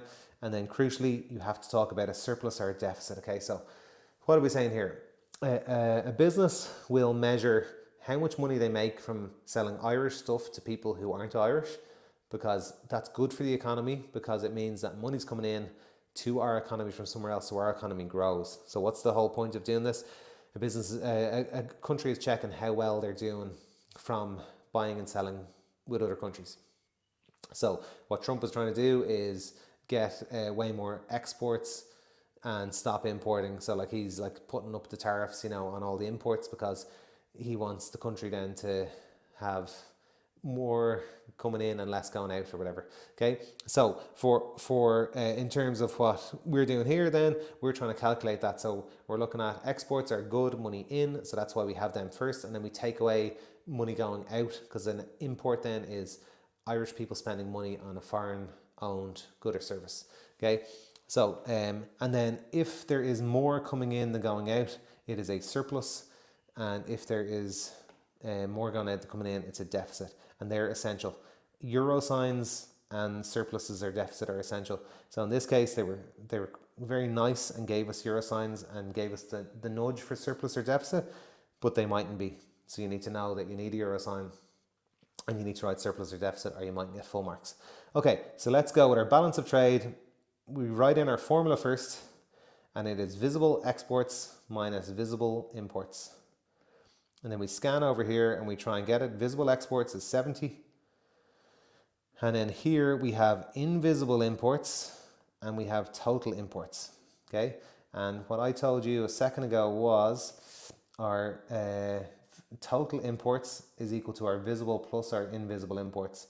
So just from a little bit of a rejig there, we can say that our total imports, M for imports, minus our invisible imports will equal to our visible imports, okay? Because if you add visible and invisible to get total, if you have total and you take away invisible, you get visible. Okay, so what that is there is your total is 90 and your invisible is 40. So it's 90 minus 40, which is equal to 50, okay? So that there is our workings. And over here we go 70 minus 50. So we're gonna have a 20 billion surplus because exports are bigger than imports. It's a surplus. Okay, so a little bit of maths. There's a load of them in a past paper pack that you can just go and do. I would just practice them to get it right. It'll be on your paper, guaranteed. You heard it here first, definitely, 100%. It's one of your 10 markers. So especially if you're chopping out unit 6 or 7, cover this off and you'll have one short in the bag, I'd say. Fully guaranteed. Okay, so then balance of payments is your total exports minus your total imports. So much more straightforward. It's 100 minus 90, and that is equal to 10. So we can just put in 10 billion here. Make sure you put in the billion or you won't get full marks. And it is also a surplus. And so 20 billion, we already have the euro sign, so we don't need it. And our surplus. Practice those. Know a couple of different things like what invisible exports are, invisible imports are, and also what import substitution is. So import substitution, when a Irish-based manufacturer creates products that were previously imported. So an Irish car, say, we import all our cars to Ireland.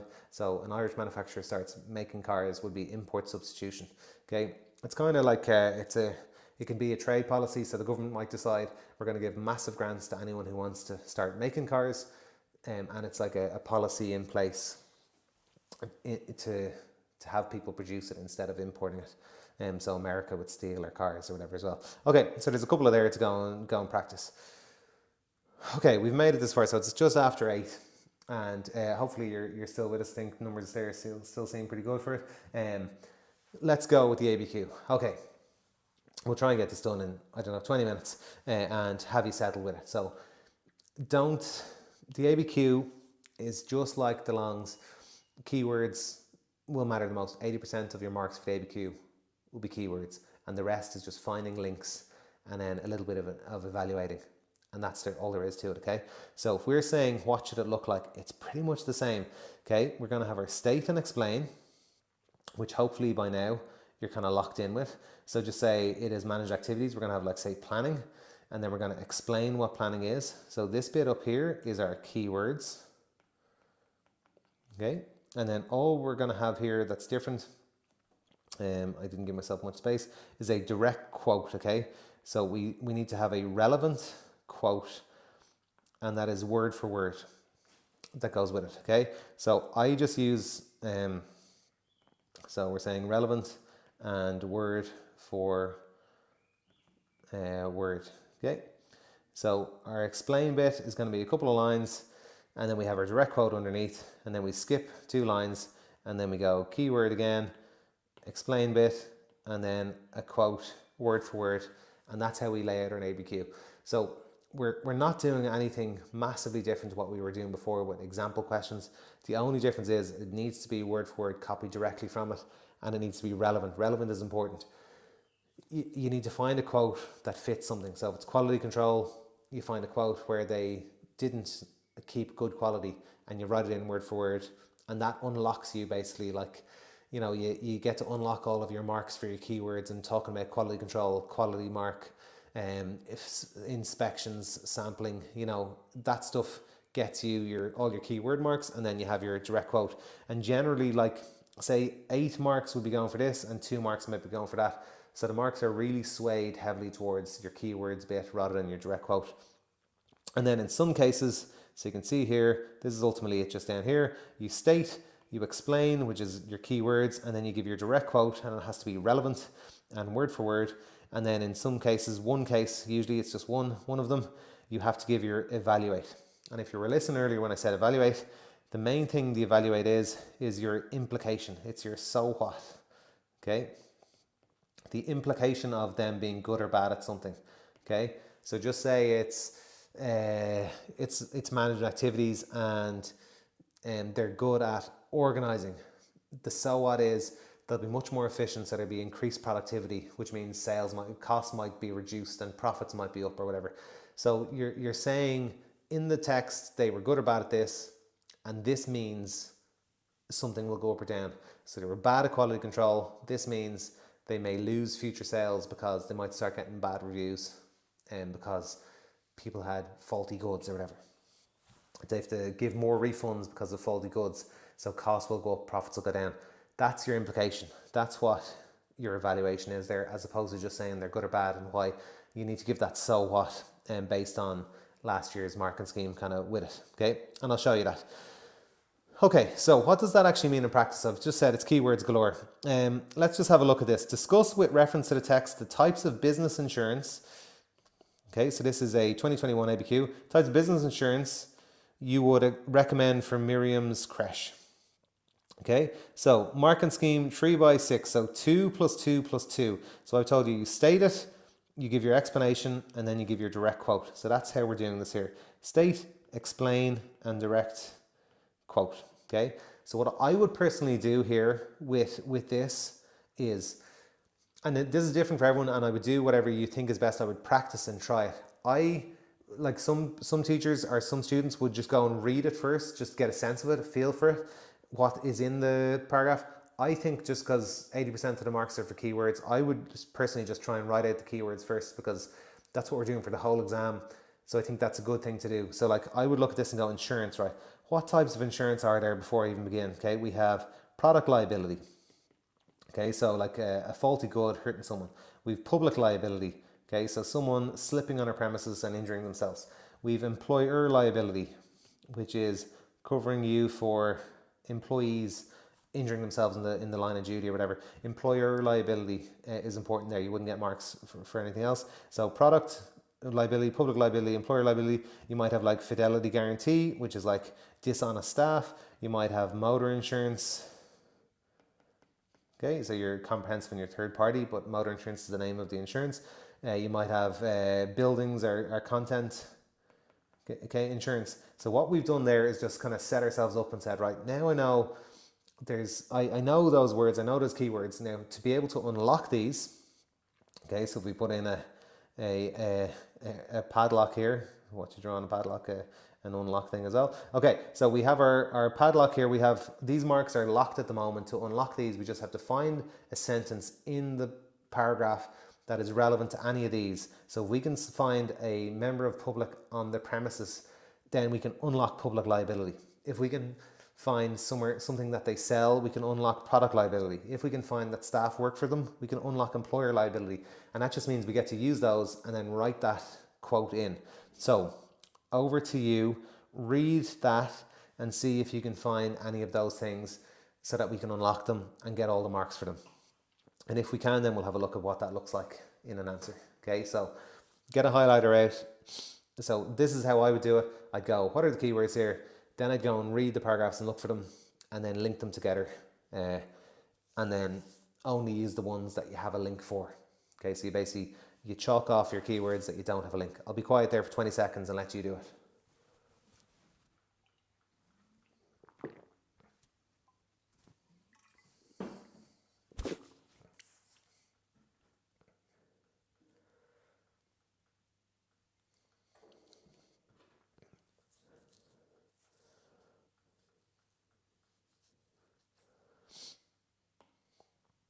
Okay, 10 seconds.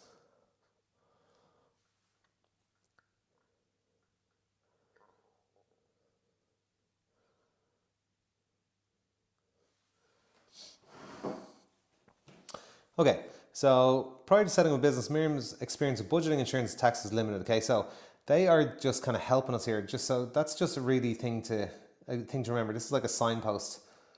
Like the ABQ is written specifically for this exam so that you can find links. So they're trying to help you and give you links. That's what I was saying earlier about if it's Maslow or new product development, they'll put the stages in order as they're writing it because they're developing this for you. So they're not trying to trick you. They're not trying to do anything bad. They're literally trying to like leave you hints to find. And that way then if you couldn't come up with many keywords, it might jog your memory when you then actually read them, okay? So here they're telling you, look, we're about to talk about insurance and tax. So this paragraph is likely to be where the links are. So most ABQs are either 3 or 4 paragraphs or like 3 large kind of separate chunks that is an A, a B and a C. So if you can find a link, they mightn't necessarily be in order. If you can find a link to one of your questions in a paragraph, it's likely that the other links are in that paragraph as well. You can pull links from other paragraphs, but it's just more likely the way it's written. Okay, as a business owner, she had to familiarize herself with different things like commercial rates. So that's a tax. Miriam recognised the need to be tax compliant. She hired the service of a local accountant to ensure the company paid the correct amount of tax on their profits. So that's your corporation tax. So that isn't the question that we're doing here. So we've nothing so far, okay? She also received advice from an insurance broker. So again, it's just signposting us. It's saying here, wake up here. We're about to give you the links for the insurance bit. They discussed the need to have adequate policies in place to protect the business in case a child is injured in the crash. Okay, so that there is your public liability insurance. Okay, so the injury to a member of public on your premises. So just word for word, that is fine. Now I always get asked, do you need to have the full sentence in? You don't. So once the sentence makes sense, you definitely want to have more than a couple of words, but it needs to be a full sentence that means something by itself as a standalone thing. Okay, so I would say here, if we had like to protect the business in case a child is injured in the crash, from there to there, that's fine because it makes sense as a standalone sentence and it covers the one thing. What we don't want to do is have a sentence so long that there's 2 links in it. You would score 0 because you haven't shown understanding. If you're putting in 2 links, it looks like you're bluffing and you don't know what you're doing. So make sure that you just limit it to 1. If we went from the start there and went from they discussed all the way, full marks as well. You're just probably wasting a tiny bit of ink, a tiny bit of time. If in doubt, write the full thing. Just make sure there's 1 link in it though. So if it's a sentence that has 2 things in it, chop it in half and make sure you only put in the relevant bit, but it has to be word for word. Okay. The meeting also highlighted the need to have cover in place against the risk of financial loss as a member of staff, and that's our employer liability there as well.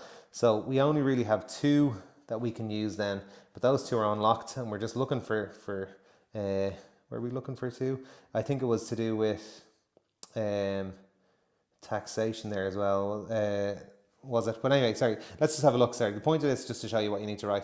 So public liability, here we're getting 2. We're saying what it is, so we're going just with our straightforward state, explain, and then direct quote, and that's how you answer it, similar to our long questions. Public liability offers a business protection from a member of the public injuring themselves. So we're just saying what it is. So it's all keywords here. So keywords is 67% of the marks. Just for your keywords. We haven't even mentioned the ABQ text. All we've done is explained a relevant term that has a link in it. And then we go word for word. They discuss the need to have the adequate policies in place if a child is injured. And that's your other 2 marks. So your ABQ is really just keywords and then a relevant link. So where the ABQ comes into it is you get to unlock the keywords that you have ready for it because you'll know them when you find a sentence in the ABQ. And that will cover you for all of the questions. And then for the evaluate bit, then we have to just look at were they good or bad at it, and so what's the implication of it, and we'll look at that now. Okay, so that is how I would go about doing it. People would always ask what you do. I would generally get a little brainstorm in first, and then I would go fishing and looking for the links to see if I can find them, and then I would I suppose cancel out the ones that I couldn't find, and then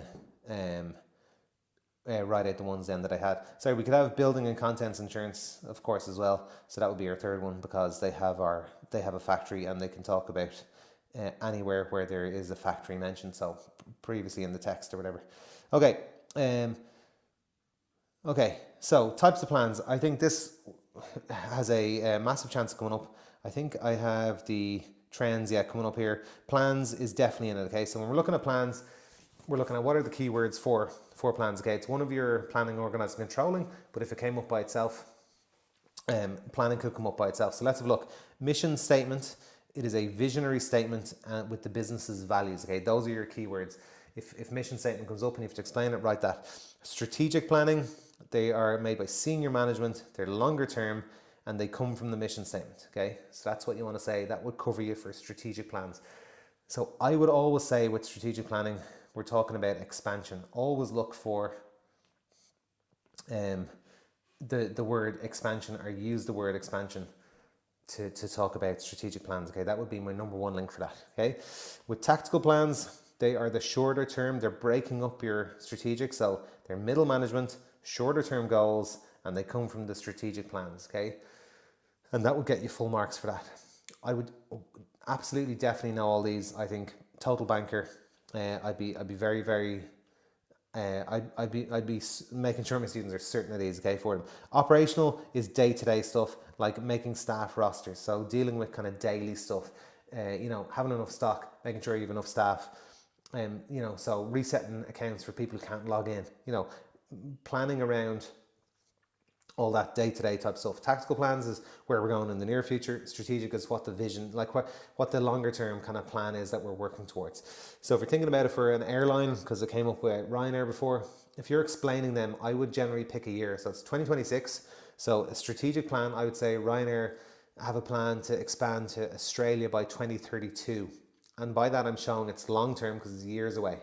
Okay, and then I'll go tactical plan, drawn up by middle management, kind of it breaks out the strategic plan into shorter or kind of smaller chunks to make it easier to do. So 1 to 2 years. So Ryanair might decide within 2 years they want to get one flight to the Middle East or one flight to Australia to start that. And that way then you're showing that the longer term plan gets broken up into smaller tactical plans for it. Okay. Then we have contingency. You need to have backup and unforeseen events or emergencies to get marks for contingency, and that's all you need. So if we're talking about how much you need to learn off, tell me what I need to know to get a H1. I'm telling you here, if you just pick those highlighted words and you know them, you're very, very likely to get a H1 for this stuff, because that's what will count for an examiner. That's what we're looking for when we're correcting, okay? And then you could have manpower or cash flow forecasting as well.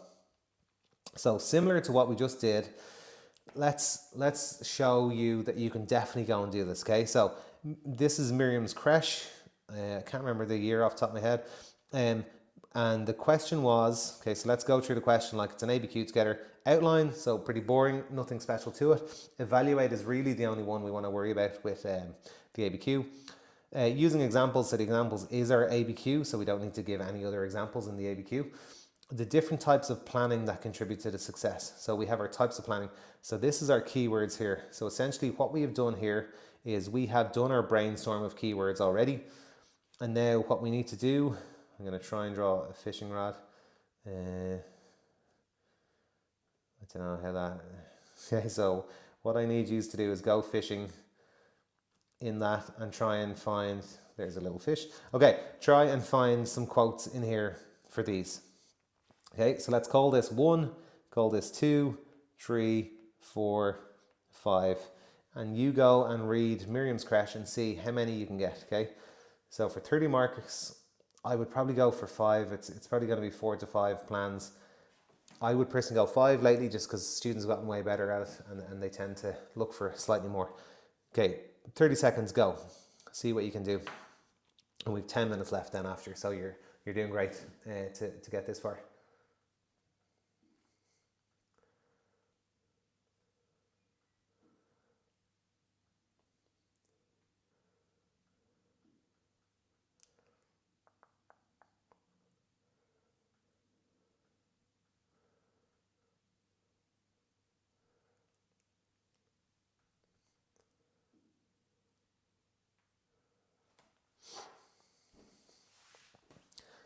Okay, let's go and have a look. Miriam Brophy set up Miriam's Creche and Childcare in 2017.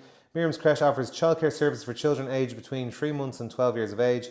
Miriam aims to be the leading provider of childcare services by 2030. Okay, so that there to me looks like basically the strategic plan, because it's got a year in it. Okay, the 2030 thing. So I would probably link that to strategic plan. Okay, the vision. Okay, if I see the word vision, it's going mission statement straight away. Okay, so mission statement is a visionary statement, with the values. So this one here, the vision for the business is to offer blah blah blah full potential or whatever. Okay, so we have we've our mission statement there. Miriam manages the business on a day-to-day basis. Okay, so this here straight away we're going operational. So if you know your keywords, this here is your operational stuff. So we have 3 links there straight away. So we can explain mission statement, what it is, keywords for it with the quote, full marks. We can explain strategic plan, long-term, senior management based on the mission statement, like expansion, and then our quote, full marks. And then we have operational, day-to-day planning like staff rosters, etc. Quote for Miriam, full marks. So it's likely we have 23 or 22 out of 30 marks there for that straight away. So if we know our keywords, the ABQ bit isn't that hard. The ABQ is just basically unlocking those keywords by finding something relevant, and that's all there is to it. So it gets like, to simplify it down to that, I think is important, because that's what it is. It's just the keywords. The problem with the ABQ is people feel it's mad important. You need to write loads and loads and loads. You don't at all. Like what I showed you there with that public liability, that's how much you need to write, because you're showing the examiner, all they want to see is, did this student study the course? Do they know the relevant terms and the business terms needed, the keywords, and can they find a link in the ABQ to apply it? And you get all the marks. So same for this with plans. We don't need much more than that, okay? Miriam, she placed an importance on attracting and retaining high quality staff. So that's manpower planning, which you can have as well. Miriam communicates all key messages at the weekly staff meetings. Okay, I would say there that would be fine for operational as well. So that would be a fine quote for operational, because it's weekly staff meetings. In 2019, Miriam started to research taking over a competitor.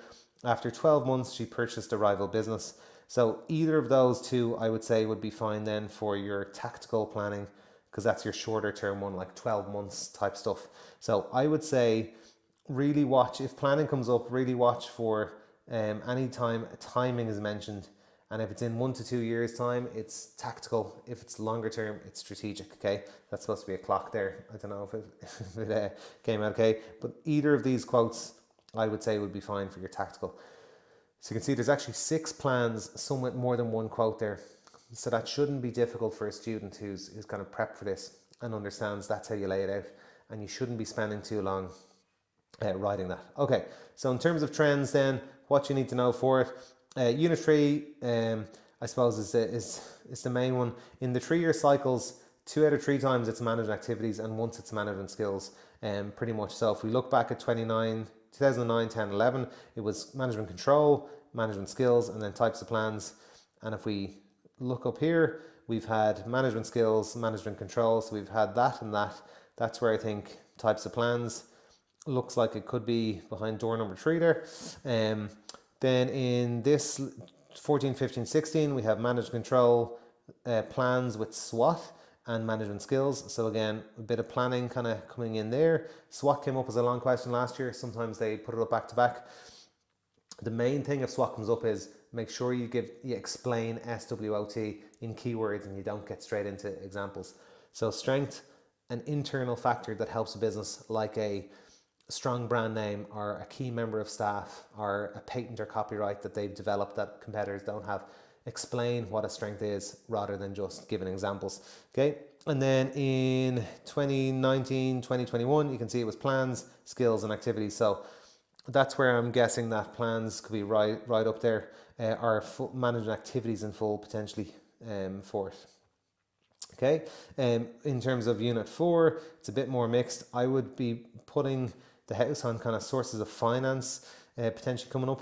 And the key thing with sources of finance is, if it comes up, they usually would look for 1 short term, 1 medium term, and 1 long term. And don't give more than 1 of each. So pick a short term and then explain it, and then give a direct quote relevant to short term. So short term is always going to be around buying stock or paying bills. Okay, so short term is going to be stock or bills. Medium term is always going to be a vehicle or a machine or equipment like, and then long term is always going to be expansion. Okay, so those are the things that they would use in the ABQ text, and they would put them in for you to find. And then with the short term, for example, you'd say bank overdraft. This is when a business arranges with a bank to be allowed to take out more money than it has to pay for bills in their current account, and then you put in your quote where Johnny was buying stock for his business or whatever, and you'd be good for that. Okay, and then for Unit 5, probably a bit more wide open. New product development was 2013. I think I didn't remember the year earlier, so that could come up.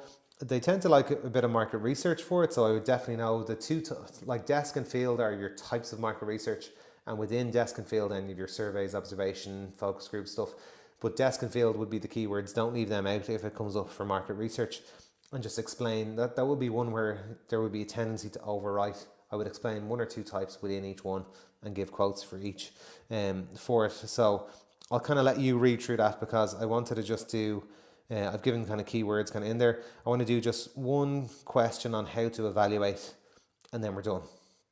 Okay, so if you look at this part C here, just to do an evaluate the managed activities used by Sophie at Pure Fuel Nutrition. Okay, and I was telling you what I would do is I would read the questions first and have a look at it. Managed activities, to come back to the first thing that we did earlier, Paul O'Connell.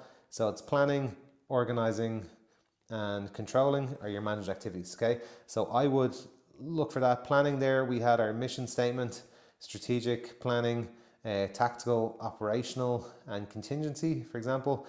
Organizing is like stuff like our matrix. What else did we talk about earlier? Our span of control and chain of command. And then our controlling, we talked about our quality earlier. And then we have stock, financial, and credit control. Okay, so if I was a student who knew me stuff, I'd be just jotting those things down and good to go. The other things that you could have with those are definitions. So definition would always be worth half of the marks there as well. So planning, setting objectives and strategies to achieve them. So objectives and strategies to achieve. Organizing, arranging resources into a organized structure. And controlling is around, the brain's running out of batteries here. Monitoring, is it, and checking. I can't think of the name for that. I'm gonna have to go to VAR here to help for me for a sec. Actual performance against and taking corrective action. Corrective action was what I couldn't think of my brain there. Okay, so measuring performance versus plans, and then taking corrective action will be the keywords. So if you were to say that, you're picking up half your marks for it, and then like that, you could just mention areas of control after that. Okay, so quality control, meeting required standards or set standards. Remember we were saying earlier. Okay. So let's come back then to Sophie. So I would say if you open up your ABQ, you realize, okay, it's managed activities, you get your keywords down so that we're kind of ready to go, and then you jump into it and have a little read. Okay, so it is in the third paragraph, so I'm just going to stick to that because I just want to show you how to evaluate and how many marks it will be worth.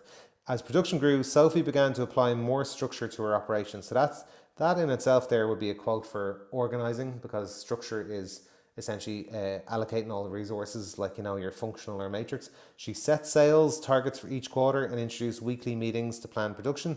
So there we have our planning. Here we have our organizing quote.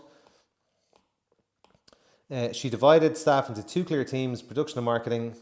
Okay, so there is organizing. And then despite strong early sales, she struggled with stock. Okay, so that there in itself would be a fine quote for your controlling, because it's around stock control. Okay, at one point, a delay in ordering key ingredients meant she ran out of stock for over a week, losing repeat customers. So that there would be another quote that you could use. Either of those would be totally fine. You know, you just need one. So even if there's two quotes, just give one. You shouldn't actually give two, because if you gave two and one wasn't right, then you'd get zero, because you'd be contradicting. You wouldn't be showing full understanding. Okay, so just pick one. And this is the one, like, you know, this was written with a purpose for someone to evaluate whether or not, like whether they were good or bad at the managed activity of controlling, and the so what, like what's the implication of that, okay? She lost repeat customers. Later, she overestimated demand on a flavour and had to discount hundreds of bars to clear storage, okay? So that there is also a controlling one, and that is stock control. And again, you could pick that, but just pick one. You don't have to pick all of them. And you could evaluate that. What is the implication of that? She had to discount. She didn't make as much on the bars as she could have, because she had to sell them off. What's an implication of that as well? People might feel the brand is a discount brand if she has to sell off discounted stock at a low price all the time.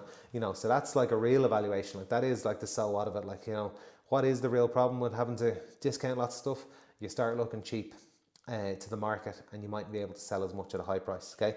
Sophie knows she must tighten her monitoring systems if she wants to keep the business profitable while maintaining her focus. I would say even that would be a fine quote for control as well, because controlling is monitoring performance against plans and taking corrective action. Okay, so you can see there's loads of quotes. Pick one, and then it's a 30 marker. So I would say for a 30 marker, to be sure, I would go state, explain, our direct quote, and then our evaluation. So there's a little bit more in it, but essentially what I mean by that is if there's 10 marks going for it, it's likely state might get 2. The explain bit, then just imagine there's 4 marks going for that. Sometimes they break it up if students are doing really well, that you need 2 bits of info, so like a definition and then a couple of keywords about it. Your direct quote there might end up getting 2, and then an evaluation on average might get 2. It might get 1, like 2 of them might get 1 and another gets 4. In this instance here, the control one would be the one that would get most of the marks because their planning and organizing is good, but the one usually that isn't good is the one that has been getting higher marks in recent years. Okay, so I would say 2 points of info largely for that. So if we were to go and then just look at that, I think then you don't need all of this. This isn't necessarily like a suggested solution. It's more a possible response. Okay, so let's see marks, planning. Okay, so I made up this marking scheme. So there's 3 marks just for saying planning. Okay, and then it's 3 plus 2 for our explain bit. So planning involves setting goals and strategies to achieve them. I would give 3. And then it provides direction and helps anticipate future challenges. Or any of this here. Strategic plan is a long-term for 5 years, kind of like where the business is going in the long term. Our operational deals with daily activities. Either of these, you don't need all of them, would be your additional marks. So maybe it's 3 plus 2 plus 2 or something, and we've 7 marks so far. Okay, then we need a link from the text. So she set sales targets. So again, this is word for word here, and I use direct quotes. You don't have to have the quotation marks in. I just think it helps you kind of remember. And just imagine we're getting 2 for that. And then we have to evaluate what's the so what for Sophie of planning. She is effective because she sets clear goals, and then this gives structure and kind of helps kind of coordinate production. Any of those things would be your overall evaluation. She keeps everyone aligned, they keep coordinated or whatever. So the so what of planning is it's coordinated. Okay, so you again, just to re-emphasize, you don't need to write all of that, but you just need kind of keywords in to the point. Okay, organizing, I suppose, resources, and then an organizational structure or defining roles. So bringing in your kind of span of control and stuff, and then linking in your functional structure or your matrix structure. They're your kind of keywords. So I would be awarding marks here for organizing, marks here for this, and mark for either this or this. Okay, and we're getting our kind of keywords in. We're showing the examiner, look, I know what organizing is, here's what it is. Okay, so here there'd be marks for this either. You don't need all of it again. It's just like an examiner correcting it would have this list and would be checking what you've written. And if you're talking about this kind of stuff, they would give you marks for it. And then we've our link to the text about into the teams, and that's word for word, and we're picking up 8 or 9 out of the 10 marks. And then we've our evaluation, improving efficiency or accountability. That's probably slightly light here and just looking at it, but I kind of want to get to the controlling bit to show you. So the controlling, we know that she had bad stock control and bad quality control. So let's have a look here. And there was loads of links. So it was either or. So we're just picking one. And our evaluation, Sophie had poor control of stock. Okay, so that is stating kind of like your opinion, like, you know, it's good or bad. Okay, and then you have to kind of give your so what. Customers will lose patience. So that is your so what there. That's your implication. Like, you know, what happens because she has poor stock control. If she's out of stock regularly, so needs to address this with more regular stock takes. Okay, so that would be a good evaluation because you're explaining the significance of it for it. Okay, so if she has poor stock control, which she does, so you're referencing the text, you're saying the so what here. They're going to run out of patience and sales may fall or whatever, or she needs to do regular stock takes to prevent them running out of patience or whatever. Okay, so that is us. If you made it all the way there, great. Sorry I ran over so much. It was because I ruined 10 or 15 minutes to start there by going in and out of audio, I think. But hopefully you took something from that. Like in our top 10 list, I suppose we're saying keywords, most important thing, and I hopefully have illustrated that tonight. You don't need to write much if all you're writing is good stuff. Verbs matter. Illustrate, you have to give an example, but keywords matter more. That you need all the keywords in. The verbs are more like they're not the cherry on top, but like the main cake is the keywords. Okay, verbs then come in a little bit, particularly around impacts, benefits, etc. Make sure you're giving statements, not titles. Timing will matter, but if you can apply some of what I've shown tonight in terms of like you don't need padding, waffle, you shouldn't have any introductory sentence, you just get straight into it and score marks quickly, score marks from your statement and then expand with keywords. Timing won't be an issue anymore, okay? But practice timing and study. So give yourself 20 marks, 8 minutes, go. See how long it takes and try and get shorter and shorter. You shouldn't be going over an A4 page. You shouldn't be going over 8 minutes and you'll do really, really well. If the business is in the question, put in the answer. If stages come up, put them in order. Don't go too short on the shorts. Make sure you have a statement and an explanation in each of them. People will just throw away marks every year for that, like 4 or 5 marks, like a percent per short. So if there's 3 shorts like that, you could be 3% down, feeling like you've done really well. And you know the H1 is kind of already on the way, off in the distance. Label graphs and then watch duplication. Don't rewrite the same quote in the ABQ. And other than that, yeah, like you've loads of time, so don't be stressing about anything done tonight. Like just get in, test, retest yourself constantly with those keywords, condense it down so that just those keyword sheets, I think I've put the course into about, I don't know, 33 pages, I think. And I think you'd be pretty much covered for 95% of the stuff from those pages, and just use them, test yourself, mark it. If you didn't get it right, highlight it so that the next time you test yourself, and if you didn't get it right again, you're going to double highlight it. And then every time you're looking at that, or the week before the test, you're looking through it, things that are double highlighted is the things that your brain is getting flagged to go, okay, I didn't know that, so I actually need to really learn that bit, and it'll be the first thing that you remember when you go and do your test.